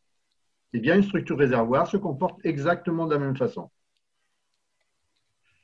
Problème de nappe phréatique. Alors, clairement, l'objectif, si la nappe phréatique est affleurante, la question qu'on peut se poser, c'est faut-il construire? C'est peut-être la première question à se poser. La deuxième question, c'est qu'on peut très bien construire, y compris en zone inondable. Le tout, c'est d'intégrer la présence de ce risque. Et sur une nappe phréatique, aujourd'hui, il pleut. Eh bien, si je garde le même type de fonctionnement, c'est-à-dire que je ne concentre pas d'eau, que j'utilise beaucoup de surface, je ne vais pas changer ou quasiment pas changer le rythme et le cycle naturel de l'eau auparavant. Donc, la problématique de la nappe phréatique n'est pas un problème. Elle peut devenir un problème si c'est une nappe utilisée pour l'eau potable, dans laquelle il faut la protéger. Mais là aussi, on a aussi des réponses. On peut faire appel à des techniques particulières d'infiltration, même en présence de nappe. Nous, on a des exemples où on l'a fait dans des périmètres, même des périmètres, pas immédiats bien sûr, mais des périmètres rapprochés de captage d'eau potable. On a des exemples également. Voilà. On a des exemples de ce type-là également en Moselle, hein, sur des périmètres de captage où il n'y a pas eu d'accord simplement de l'hydrogène agréé pour infiltrer. Mais il y a eu des systèmes de jardins de pluie en fait qui visent il y a eu un tri en fait entre certaines parties, les parcelles qui pouvaient, des voiries qui ne pouvaient pas, mais qui passaient par des jardins de pluie finalement étanchés. Qui pouvaient, quand ils étaient pleins, éventuellement avoir un rejet superficiel régulé, mais toutes les petites pluies, ils sont stockées et gérées dans une couche de sol, ils peuvent s'immerger et ils sont évapotranspirés au maximum avant un éventuel rejet, quoi. Donc on peut trouver des choses comme ça également quand vraiment il n'y a absolument pas d'autorisation. Voilà. Alors, la dernière question sur les drainages hein, et d'une façon générale le ruissellement des terres agricoles ou des espaces naturels. Bon, ça, c'est effectivement un souci qui… on ne va pas y répondre forcément par les techniques alternatives hein, qu'on évoque, la gestion à la source, qui est plutôt une gestion des eaux pluviales qui tombent sur les surfaces construites. Mais c'est un vrai sujet. Et ce sujet-là, alors, s'il y a du drainage, c'est que probablement il y a des systèmes de fossés, de cours d'eau superficiels qui ont probablement disparu.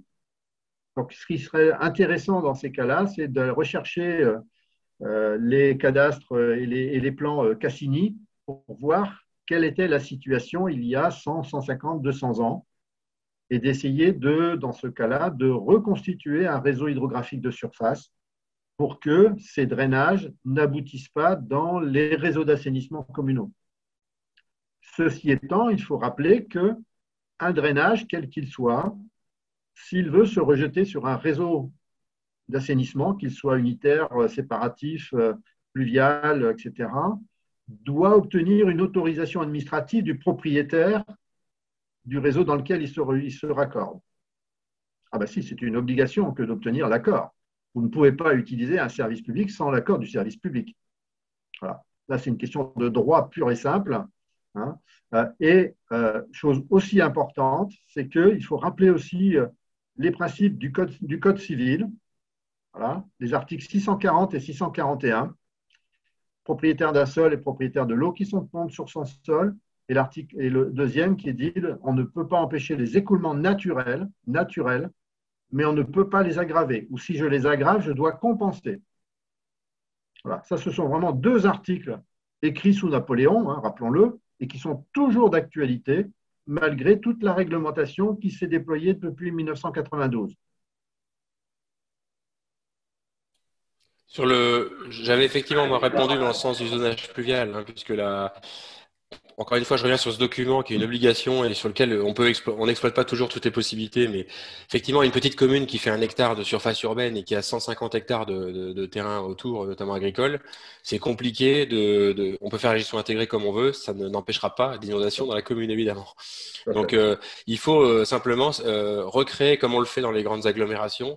Les grandes agglomérations aujourd'hui recherchent la remise en service des bras morts, des zones humides, finalement de tout le réseau hydraulique superficiel qui existait avant construction. Parce que c'est par là que passera l'eau, qu'on ait construit ou pas.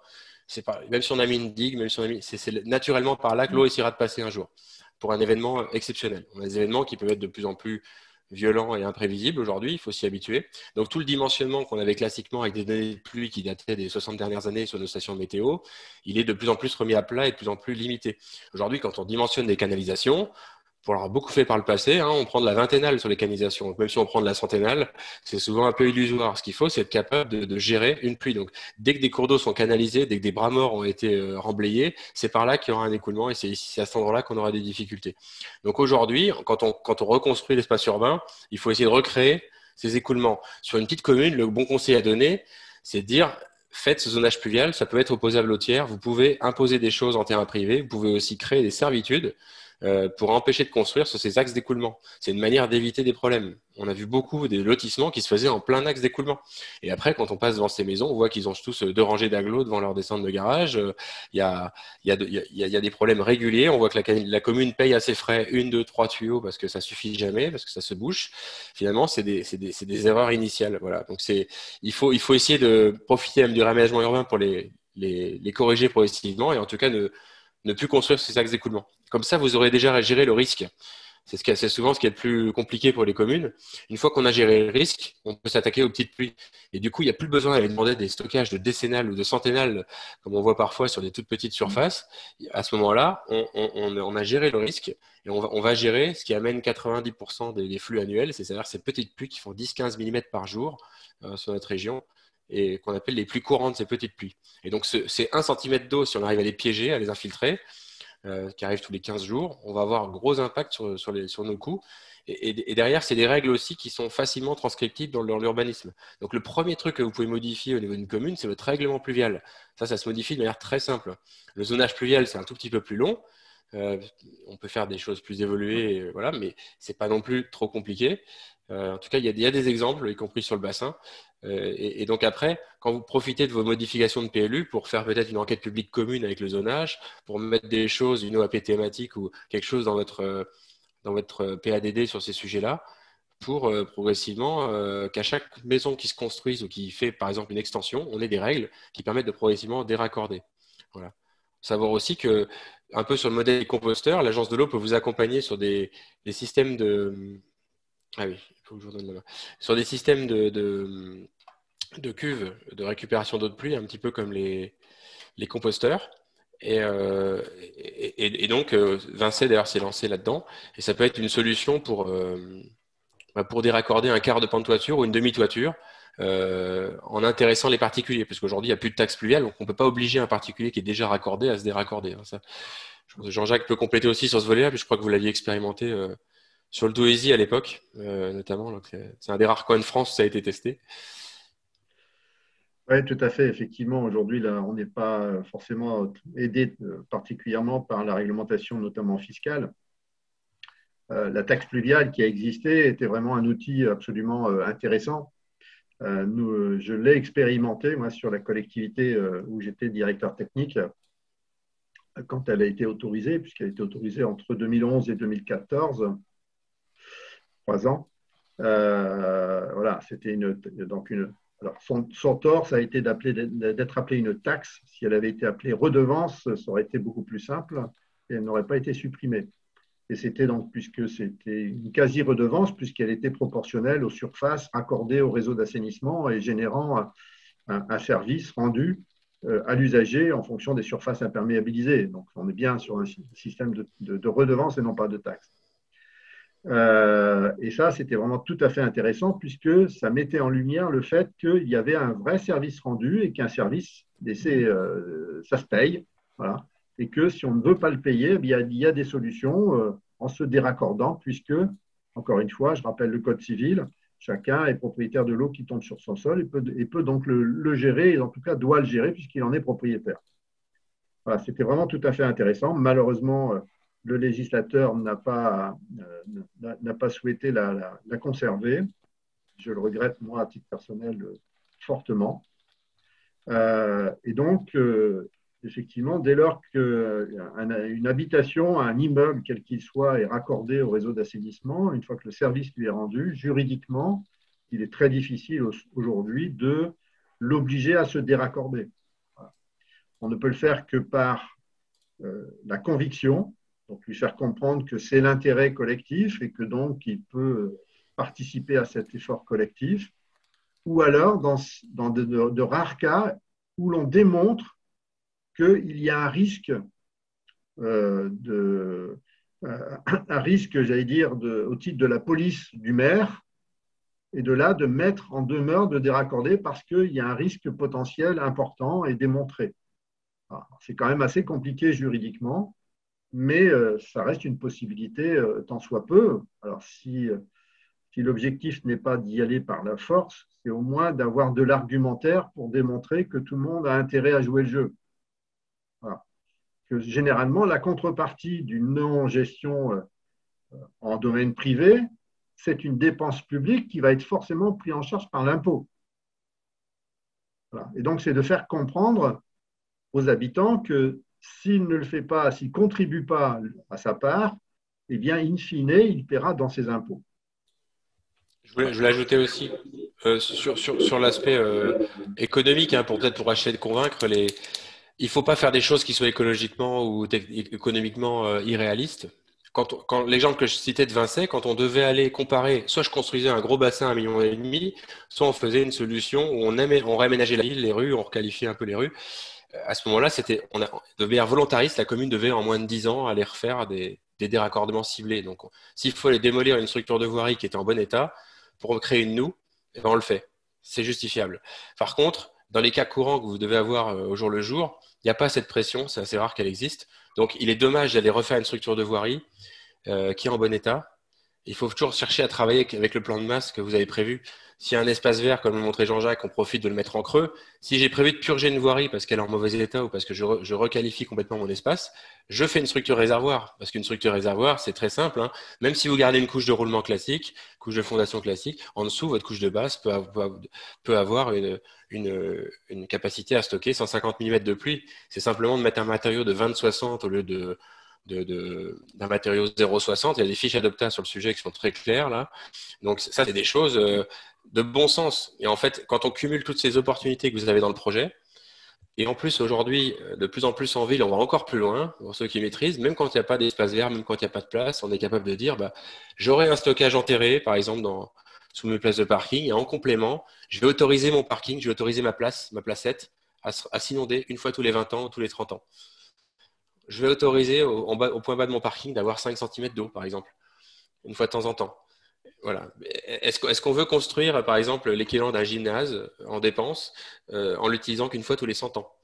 Ou est-ce qu'on veut que cet aménagement de rue, on mette l'argent pour les habitants et plutôt qu'on le fasse de manière résiliente et que le jour où il y a une eau à gérer, peut-être pendant quelques heures, une pluie très violente qui arrivera rarement, où il n'y aura personne dehors, qu'on ait quelques centimètres d'eau.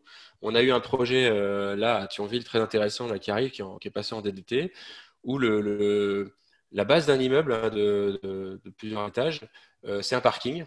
Et il y a une possibilité d'avoir de l'eau dans cette opération. Et donc, le parking laisse passer l'eau et ils autorisent jusqu'à 30 cm d'eau de mémoire dans le parking. Et simplement, ça arriverait peut-être une fois tous les 100 ans, d'après les coefficients de sécurité du dimensionnement qui ont été pris en compte. Mais ça ne nuirait pas au moteur des voitures. Le bâtiment sera conçu pour. Et du coup, ça permet de générer toute une économie, d'économiser des terrains entiers pour aller faire de la compensation ou du stockage et des dépenses importantes.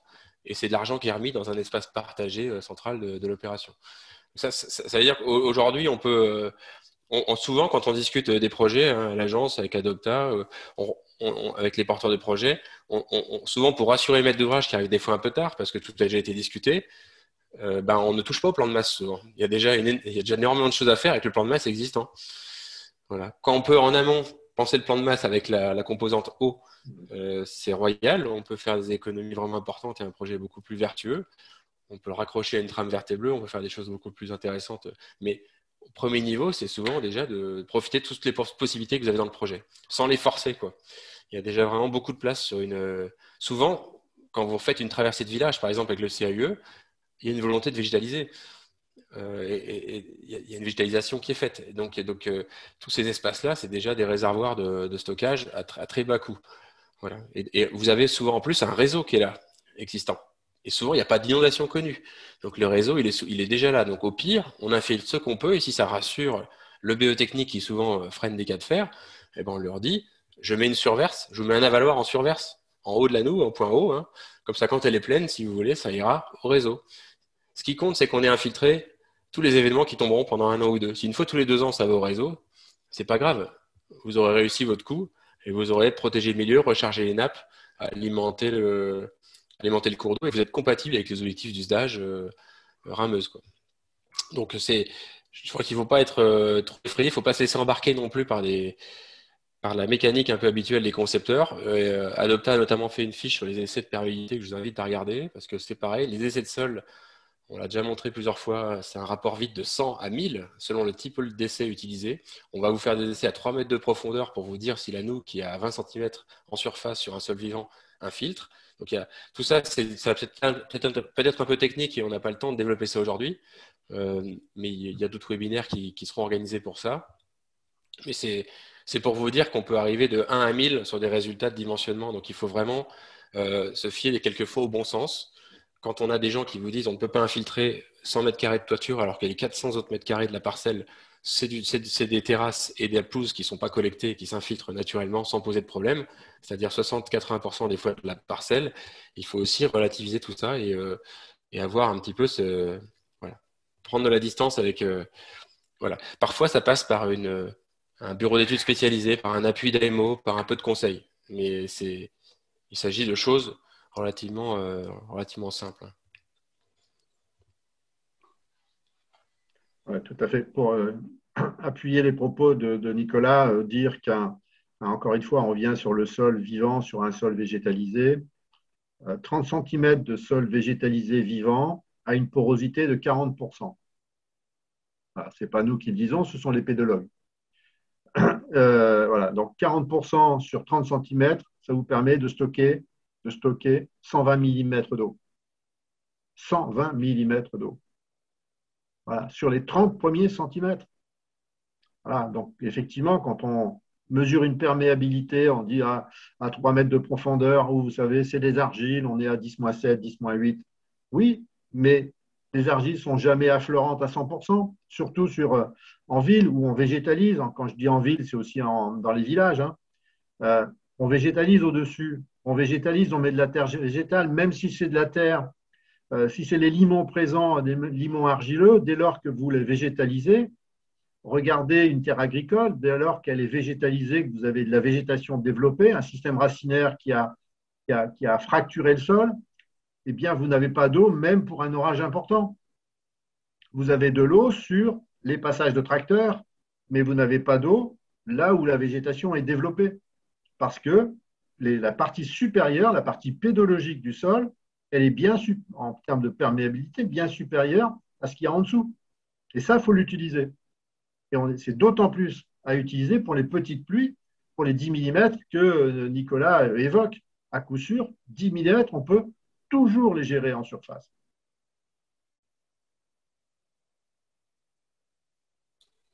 Ça va vous alerter un petit peu quand le technique vous dit on ne peut pas infiltrer. Voilà, l'étude de sol me dit qu'on ne peut pas infiltrer. C'est vrai que il n'y a aucun sol qui ne permet pas d'infiltrer. À titre d'exemple, à la ville de Paris, en plein centre de Paris, on demande un abattement de 4, 8, 12 ou 16 mm selon les secteurs. Et ils le font, y compris sur des bâtiments qui n'ont pas de foncier au sol, juste par la toiture végétalisée. C'est-à-dire qu'une toiture végétalisée correctement dimensionnée, c'est-à-dire avec un petit peu d'épaisseur, abat toutes les plus courantes. Et s'il y a des événements, des périodes neigeuses, très pluvieuses, de temps en temps, ça passera un petit peu par-dessus.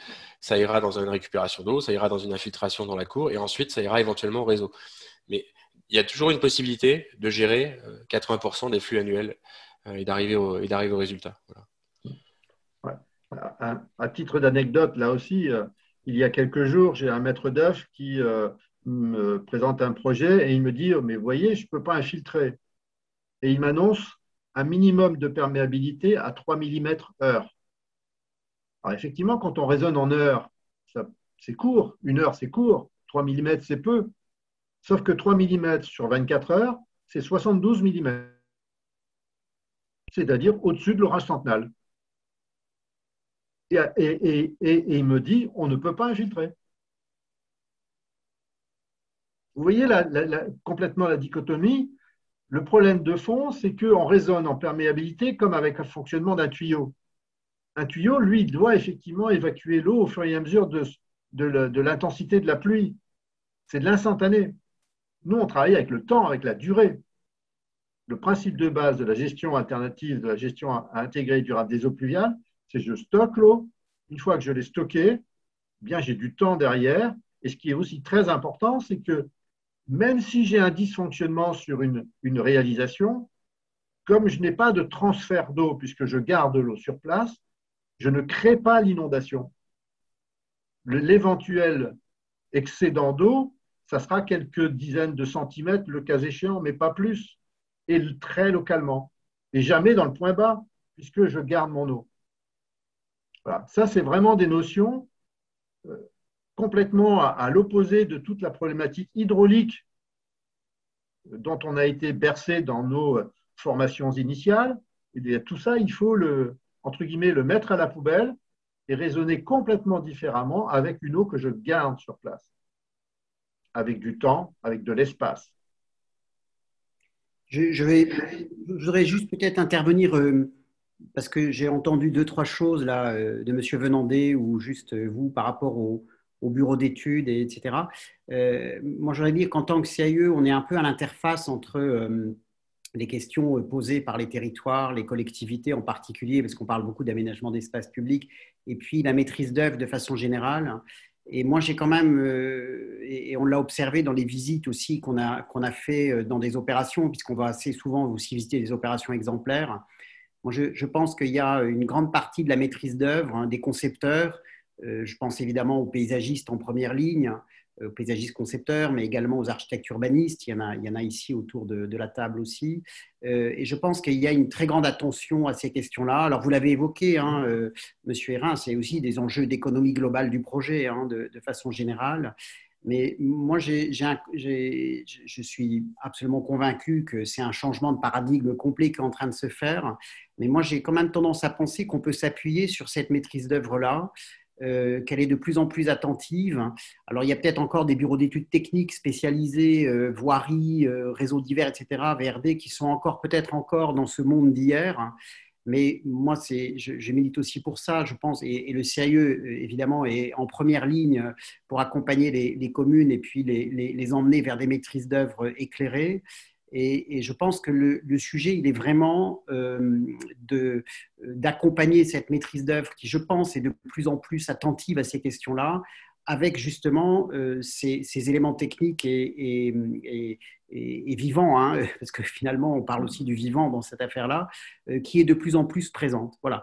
Donc moi, je voudrais juste contribuer sous cette forme-là en tant que CIE, dire que je pense qu'on a la chance d'avoir quand même, et je parle pour en tout cas la Meurthe-et-Moselle, d'avoir quelques maîtres d'œuvre qui sont vraiment très attentifs à ces questions-là. Voilà. Je ne dis pas qu'il n'y a pas évidemment des choses encore à faire bouger, mais moi je parle peut-être plus en termes de conception, c'est-à-dire au niveau de la pensée du projet, même si évidemment, sans doute, il y a des bureaux d'études techniques qui doivent encore avancer.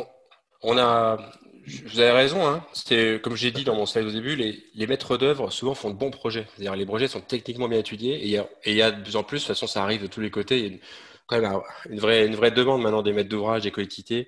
C'est de plus en plus dans les cahiers des charges des maîtres d'œuvre, des AMO. Donc il y a une demande. Après, quand on arrive à la phase un petit peu compliquée où il faut faire les choses, où il faut concrètement le mettre en place, il faut s'engager, il faut le dimensionner, et finalement pour un bureau d'études, c'est une forme de risque pour lui. Il faut à un moment donné franchir le cap. C'est là que ça coince souvent un petit peu. Et on a assez peu de bureaux d'études, pour être honnête. On en a très très peu qui sont capables de faire ce qu'on appelle cette AMO spécialisée. Et finalement, on en arrive là des fois, hein, parce qu'on on voit que l'étude technique est bien faite, on sait que les réunions de chantier sont bien suivies. Et par contre, on voit que ça bloque à un moment donné. Donc il faut souvent prendre ce genre de bureau d'études, un petit peu militants, on les appelle nous des militants, qui vont vraiment aller voir les services, qui vont reprendre le projet, qui vont, comme un contrôleur technique, comme un SPS, vont venir donner un avis, vont venir influer sur le projet, vont donner un avis sur le DCE, vont être là pour assurer certaines phases de chantier, parce que on n'a pas eu le temps d'en parler, mais nous, c'est pareil, hein, un seul vivant, si je construis une opération, mais que chaque constructeur roule dessus avec des engins, des camions, la noue, elle va mettre 7-8 ans à s'en remettre. Le sol sera compacté sur 1 mètre d'épaisseur, donc on va vous dire, mais la noue n'infiltre pas, je vous avais prévenu. Et puis finalement, c'est parce que le sol est tassé, tout simplement, et qu'il est plus vivant. Donc il y a plein de petites choses comme ça. Et ça aujourd'hui, malheureusement, il y a beaucoup d'eux qui affichent une volonté de gestion intégrée, une capacité même souvent à faire, qui répondent avec des références. Et puis quand on arrive en projet, je voulais vous montrer ça, regardez, je l'ai sur mon écran. Un petit exemple, on a montré ça l'autre jour à la direction des collèges. Vous voyez, attendez, je ne sais pas si j'ai mis le bon écran. Vous voyez, c'était avec mon écran là, étude de cas. Oui. Ça apparaît. Oui, on voit. Oui, ça c'est le genre d'échange qu'on a quand on discute sur un projet concret, où on essaie de convaincre qu'il faut infiltrer l'eau. Et les gens, c'est aussi un refus de changer. Hein. C'est sûr qu'on n'a pas envie de refaire son DCE quand il est un peu tard, mais voilà. On vous explique que la structure réservoir, ça ne marchera pas, qu'elle aura une durée d'exploitation limitée. Donc là, je pense que Jean-Jacques Hérin va s'étrangler parce qu'il a dit, ouais, elles ont 30 ans, les chaussées réservoirs. Les enrobés drainants ou poreux ne le seront plus. Pareil, ils ont été décolmatés au bout de 25 ans et ils étaient encore fonctionnels. Les chaussées seront reprises au bout de 10 ans. Je ne sais pas d'où ça sort, hein, mais vous voyez ce qu'on nous écrit. Personnellement, je ne vous conseille pas ce genre de gestion des EP car le sol ne s'y prête pas. Pour la petite histoire, ce projet-là, sous l'impulsion du CD, il se fait en infiltration et je suis convaincu qu'il fonctionnera d'ailleurs. Mais vous voyez, il a fallu vraiment, je pense que l'architecte sur ce coup-là voulait, tout le monde voulait, puis il y avait un technicien ou une entreprise qui bloquait derrière. Donc il y a encore du travail, mais là-dessus on continue, nous, ça fait des années déjà qu'on le fait, à convaincre, à expliquer. J'ai beaucoup d'exemples comme ça, hein, moi j'ai stock. Voilà, mais c'est plus le refus du changement qu'autre chose, hein, je pense. Hein, ouais, voilà. Non, mais je comprends bien. Alors nous et puis, peut-être que le CAE fonctionne dans une forme d'utopie, mais nous, on a plutôt tendance à stocker les bons exemples, si vous voulez. Et on pense vraiment, alors c'est tout l'intérêt aussi de travailler avec des gens comme vous, c'est tout l'intérêt d'avoir la capacité aussi, nous, dans le département, on a Meurthe-et-Moselle Développement qui développe aussi une compétence dans le domaine de toute la gestion des eaux, etc. Et on essaye aussi de travailler avec eux. Et c'est vrai que même si, bien sûr, toutes ce changement de mode de pensée, mais c'est vrai pour l'eau, mais c'est vrai pour énormément de choses aujourd'hui. Enfin, je veux dire, la question de la transition, elle est complexe et il n'y a aucune raison que d'un seul coup, les choses se fassent dans un monde idéal. Mais voilà, nous, c'est une des raisons pour lesquelles on a souhaité organiser cette soirée et cet échange. C'est justement pour contribuer au changement, si vous voulez. Et donc, nous, on est très attentifs aux démonstrations implacables que vous faites. Alors, vous êtes d'autant plus fort que vous racontez que ça coûte moins cher. Alors ça, c'est le top. Et qu'il y a des subventions parfois en plus. L'argument massif, si vous voulez. Et donc ça plaît. Mais en même temps, voilà, je pense qu'on a aussi des exemples sur lesquels on peut s'appuyer. Oui, bien sûr. Tout à fait. On a formé même des 54, hein, et puis dans le CAE était présent. On a fait une journée, l'agence de l'eau a organisé une journée avec Adopta pour les services, pour les former. Mais c'est vrai que ce que je vous montre là, c'est du concret. Les 200 projets qu'on a eus, c'est des projets qu'on a travaillé un par un. Et je pense qu'avec le CAE, il y a une grosse entrée, notamment sur les traversées de villages, parce que les petites communes, souvent, ont besoin de cet appui-là. Et c'est souvent naturellement vers le CAE qu'elles se tournent pour leurs aménagements. Donc, il y a le côté urbanisme, paysagisme, et puis il manque des fois ce petit volet-là. Et on n'est pas loin d'y arriver. Voilà. En tout cas, je pense qu'il y a des choses à faire pour la suite. Nous, nous, sur les Hauts-de-France, on travaille avec l'ensemble des CAUE depuis déjà plusieurs années et on a une très, très bonne collaboration. Alors, sur la maîtrise d'œuvre, d'une façon générale, je pense qu'on a des échos qui sont beaucoup plus faciles, beaucoup plus, je veux dire, réactifs vis-à-vis notamment des paysagistes. Effectivement, parce que c'est un monde qui sait ce que c'est que le végétal, la terre, etc. Et donc, qui ont l'habitude de travailler ça. Et en plus, ils ont besoin de l'eau. Donc, c'est beaucoup plus facile. Là où, effectivement, ça pêche, c'est souvent les bureaux d'études techniques qui sont appelés en deuxième rideau sur les projets. Parce qu'ils restent un peu dans leur bulle, j'allais dire, hein, malheureusement. Alors, je ne mets pas tout le monde dans le même sac. Hein, il y en a qui réagissent bien. En fait, on est confronté à une problématique qui est vis-à-vis d'eux, finalement, purement économique. Le problème de fond, il est d'abord économique en ce qui les concerne. Ils ont répondu à une demande de prestation sur un prix le plus bas possible pour pouvoir obtenir la prestation. Or, on voit bien que pour aboutir à la meilleure des solutions sur une définition de projet, généralement, on ne l'a pas du premier coup. Il faut faire plusieurs études, il faut en discuter, etc. Donc, il y a plus de temps à passer. Et quand vous avez vendu quelque chose pas cher du tout, eh bien, votre premier réflexe, c'est de faire en sorte de passer le moins de temps possible. Donc, ça, c'est la première chose. Et la deuxième chose, elle est assurantielle. C'est que systématiquement, les responsables de bureaux d'études techniques considèrent que s'il y a un dysfonctionnement, puisqu'on n'est pas sur des solutions habituelles, encore très bien rodées, généralisées, etc., s'il y a un dysfonctionnement, leur responsabilité sera mise en jeu automatiquement et leur prime d'assurance sera augmentée. Oui. Ça, c'est les deux freins vraiment très importants que l'on rencontre. Ouais, le message que nous, on essaye de faire passer auprès des collectivités qui nous interrogent et qui nous questionnent, c'est vraiment de montrer que s'il y a bien une économie à ne pas faire, c'est dans le projet, c'est la réflexion.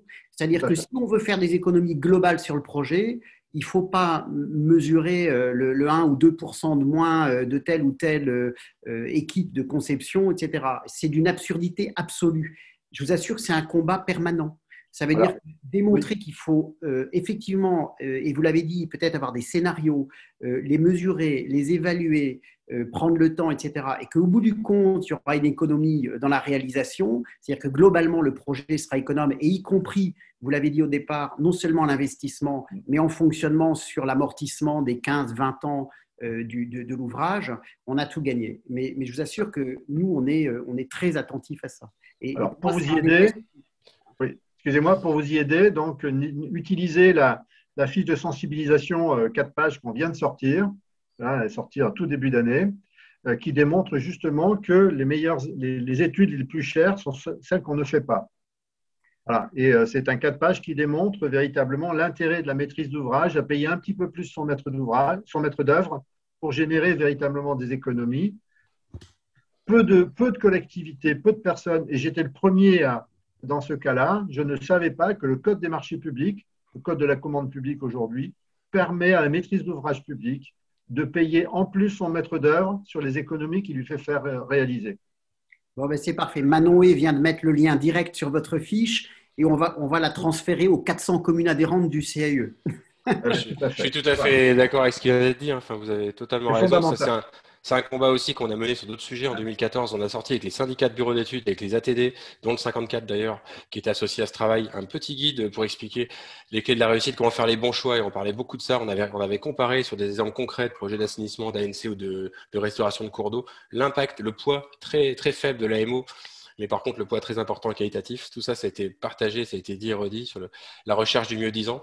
C'est vrai qu'on peut que conseiller, on le fait souvent quand on discute avec les services immobiliers des structures publiques ou privées, de mettre au moins dans les programmes fonctionnels des choses du type on veillera à travailler sans création de nouveaux réseaux, on veillera à avoir le rejet systématique des petites pluies les plus courantes, voire l'intégralité, des choses comme ça qui permettent après aussi peut-être de dire à son maître d'œuvre à un moment donné, vous étiez quand même engagé là-dessus, donc je vous demande de réétudier un peu mieux ce scénario-là. Peut-être aussi des petites choses qui ne coûtent pas forcément trop cher au stade du dossier de programmation. Et puis, pour la maîtrise d'œuvre, on a rédigé de manière un peu simple, nous, les petits conseils pour la partie MO et maîtrise d'œuvre sur les projets d'aménagement qu'on pourrait vous passer également. Oui, très bien, parce que nous, ça nous permet aussi de faire les relais avec les maîtres d'ouvrage, et puisque nous, on est vraiment dans cette interface entre les deux. OK.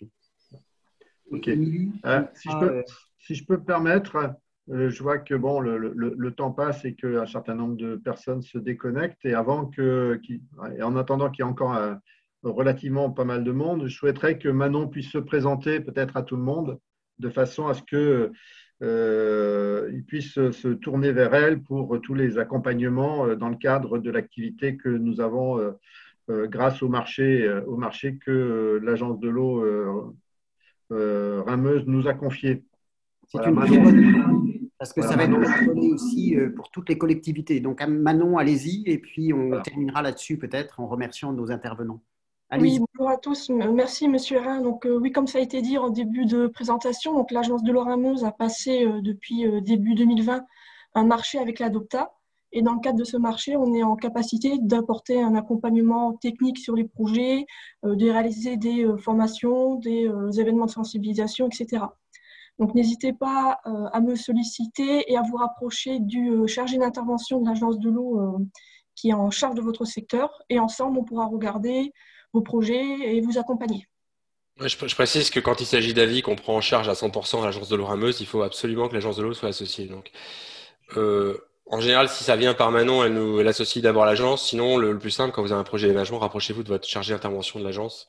Et en tout cas, on peut aussi organiser des événements de sensibilisation auprès des structures auxquelles vous appartenez. On l'a déjà fait, comme dit, sur le 54. Mais voilà. Donc, OK. Et écoutez, merci à tous. Alors, juste quand même une information. Justement, dans ce que vous disiez à l'instant, là, sur la sensibilisation, le CAU organise une visite d'opération, que Émilie vient d'afficher, et vous nous avez montré d'ailleurs tout à l'heure le village de Frébécourt, Monsieur Hérin.